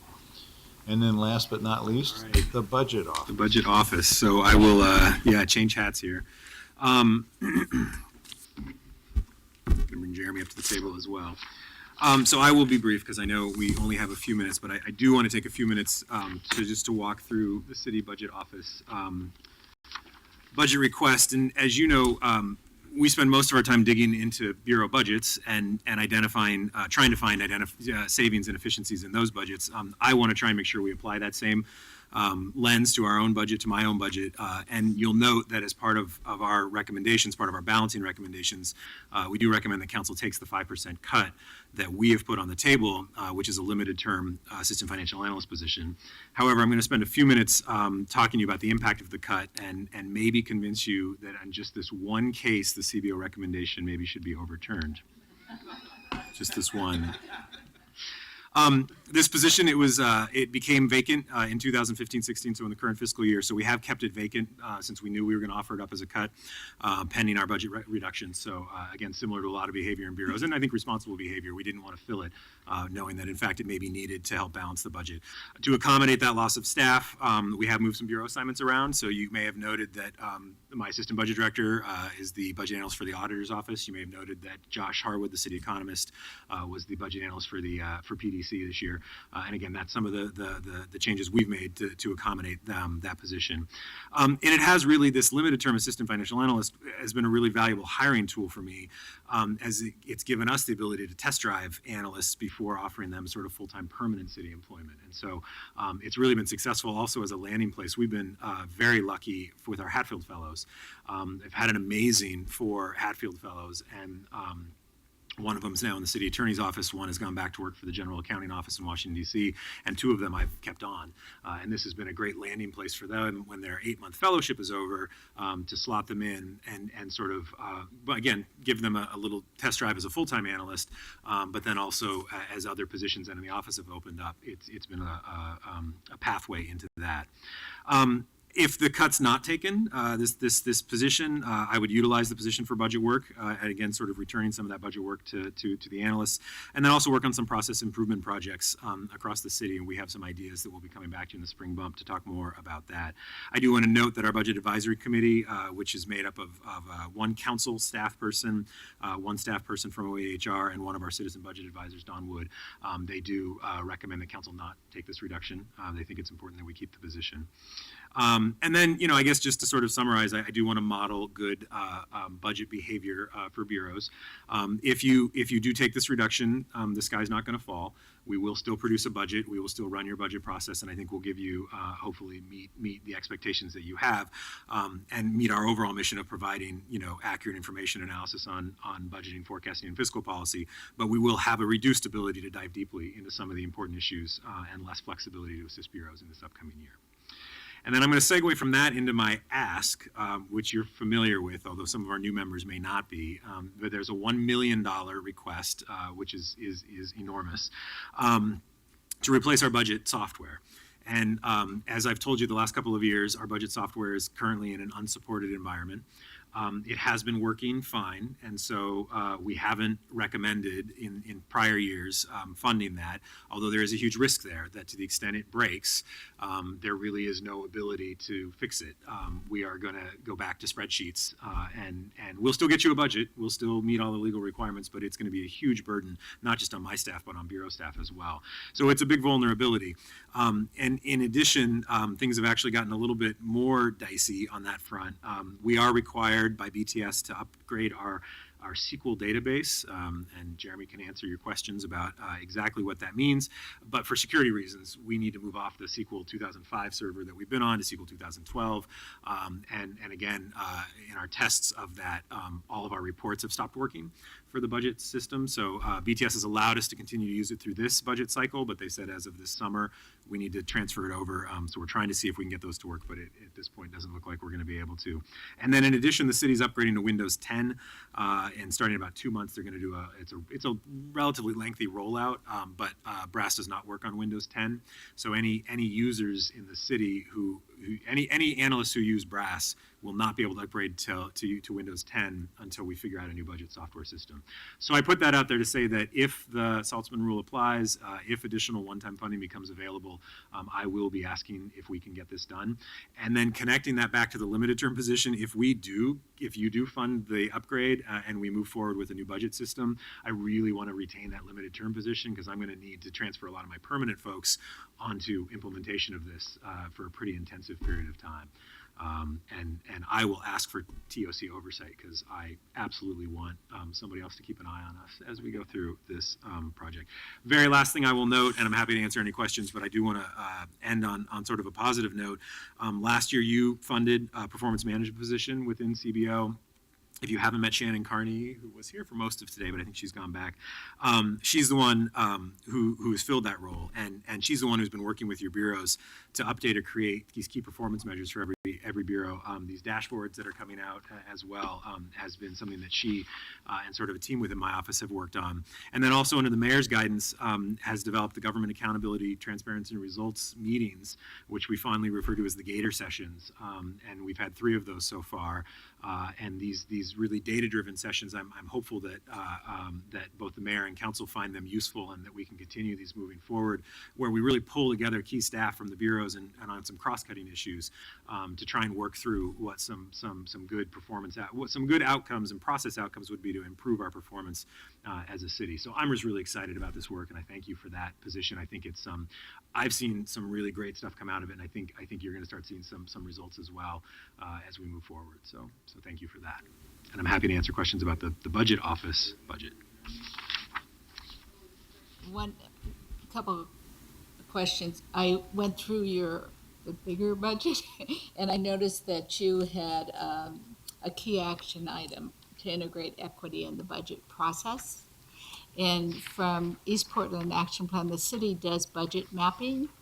We would like to see budget mapping used by all bureaus when they're doing, and this would help with the equity issue that the city needs to do. And then I have a question here that was brought to me, but now listening through all these budgets, and the question was, how is the 5% being spent? And there's a perception out there that this 5% is a pool of money that's being spent somewhere else. And that's not clear to the public, that isn't the case from what I'm understanding. And so what answer should I give those people when they ask where Yeah, I actually am. The answer that I give is it's police, it's housing, the majority of it, a lot of it is housing, and then the other is paying parks workers more than minimum wage and giving them benefits. Yeah, and I would say, I mean, first, actually, neither the mayor or council has decided how to spend those funds yet. Right, it's the city budget office. In our recommendations, they are balanced, and you know, I often hear a little bit of criticism of like, well, we don't know what's going on, but I think it's because people don't know how to find our website, because we put an incredible amount of information on there. And I would actually take people to, you know, this decision package tracker. It shows every takeaway and every give back that again gets to just sort of our starter point of a balanced budget. Now, obviously, council's going to make their own decisions and go through all those, but you can track back in there. Again, we've got about a $20 million surplus. We've also recommended about, I had this number, we've recommended about $13 million and $9 million in cuts, right? It's on the back. As well. And so you can see then that $29 million, how then it gets allocated out. And Commissioner Fritz is right. We've mostly allocated it to police, a little bit to fire, parks, and housing is getting the bulk. See, then I can go back and just tell them that's how it is. It's not that they're going to find this million here and this million here easily. But it has been allocated out. Well, right. Will be allocated Staff has out. made some recommendations. Council will now make their decision. Question just on your $1 million ask, only because I've helped spearhead implementing 2 major computer system switch for 2 different companies, which are not easy. Do you have this is something we discovered a flaw in a lot of times projecting the numbers, adequate dollars for implementation. We found behind the program, it was the implementation that the numbers were so much higher than what you really thought it would be. I can answer that question. Basically, we're hoping so with $1 million, but we don't know which vendor will end up going. We'll have to submit it through an RFP. The $1 million actually came from when we talked to a few different vendors. That's on the cheaper side. We did hear from a few vendors. It's up in that $3 to $4 million range. The $1 million is mostly for implementation costs. So if we assume that we get a software relatively cheap or even free, depending on kind of where we go with that, most of that money will be dedicated for implementation. But it's on the low end for budget softwares. And you might be short in time, but aren't they grants, state or federal or private, that could help fund that? Not that I'm aware of. Yeah, it's a pretty straight operational cost. I think there are grants that help nonprofits with some of these things, but not so much government. It's kind of expected that we manage this on our own. So I'm going to say something solely for the purpose of telling Josh Alpert later that I said it, which is that when you talk about the brass system, of course, I think of the Pretenders song, Brass in Pocket. And looking at the lyrics, I see that the opening lyric is got brass in pocket, and then later it says, going to use my arms, going to use my legs, going to use my fingers. And it occurs to me that the brass system collapses, you will, in effect, sort of being using your arms and legs and fingers in order to develop a budget. So it's very appropriate. There's a brass monkey joke here, too, but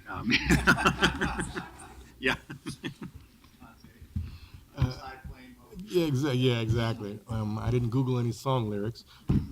I just really want to say on the record, I want to thank and compliment Andrew and his staff for the equity engagement and analyses that they have done on these budgets. This is the third year we've done this, and I think, as I said yesterday, this is unquestionably the year that it has been utilized most effectively and efficiently and most in depth by both the bureaus but specifically by the analysts in the CBO. And so I just really want to thank Andrew for really ensuring that it happened, because I know it was not always an easy conversation to have with their staff, as he was asking them to do something completely new and out of their comfort zone. So I just wanted to say thank you. Thanks, and I appreciate your assistance. It's actually been kind of a lot of fun to see that evolution, over time. So, and to, as I go to conferences and talk to other budget offices and realize that they're not doing anything along these lines. So, and you're helping training everybody and having these conversations. And actually, I don't know if people know, but Dante and his team came over and met with us for two hours, I think, after both they had reviewed the equity toolkits and we had reviewed the budgets, and really walked through a lot of some of those key issues and have continued that dialogue, which has been really helpful for us. So, yeah. From my perspective, I want to thank you, because they can tell you I sent them a lot of questions. I didn't ask near as many in the sessions as I sent them, and I appreciate the quick responses and stuff. One of the things I found as a newbie who is used to school budgets and not this type of budget, it didn't seem there was a full consistent, I went online with each budget often trying to find answers. Is there a consistent way? Because some had real long beginnings, there just seemed to be a lack of consistency between bureaus on the presenting of their budget.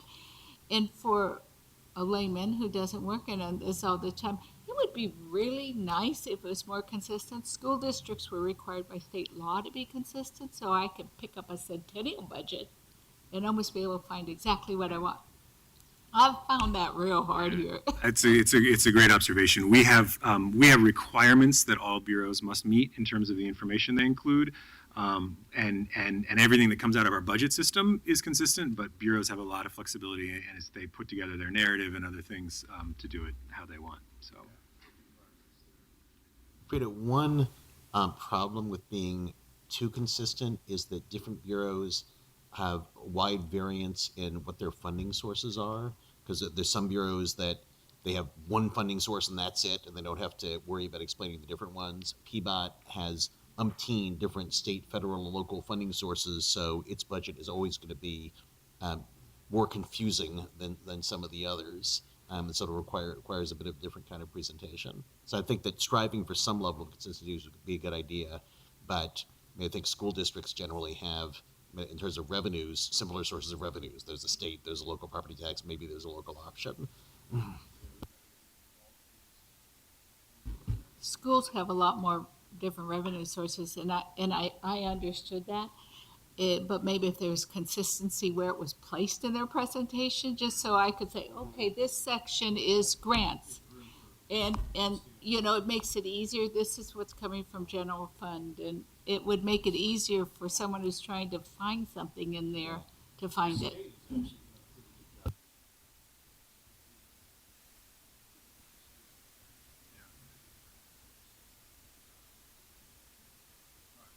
That's something I think we can work on. It'll take pressure from not just Andrew, but from the rest of us on the bureaus in order to get that consistency. Yeah, or just a template, and I think we try to do what we're asked to do. It's always one of the options. Thank you very much, everyone. Yeah, thank you. Just a reminder, we have a public budget hearing next Tuesday at Wilson High School at 6:30 p.m. And I was supposed to tell you something. I had met with Superintendent Grotting this morning, and we do have one of the budget hearings at Alice Ott. And he was questioning why Alice Ott was picked because there's very poor parking. There's a lot of issues with that facility, and he'd be more than willing to find another better facility in our district for it. But you're going to have people attending, and I've been to some of these. You have a lot of people attending. It's going to cause. I mean, the street alone is bad. So it's one of those ones that needs improvement. thanks for the feedback. We do visit, and I know that a lot of the schools actually don't have good ADA accessibility, so we try and make sure we've got it at a school that does, and there's some other criteria, but we'll follow up with you on that. Like I said, he was more than willing to find you something else in the district that would be better for the public to attend. So. Thanks, everybody.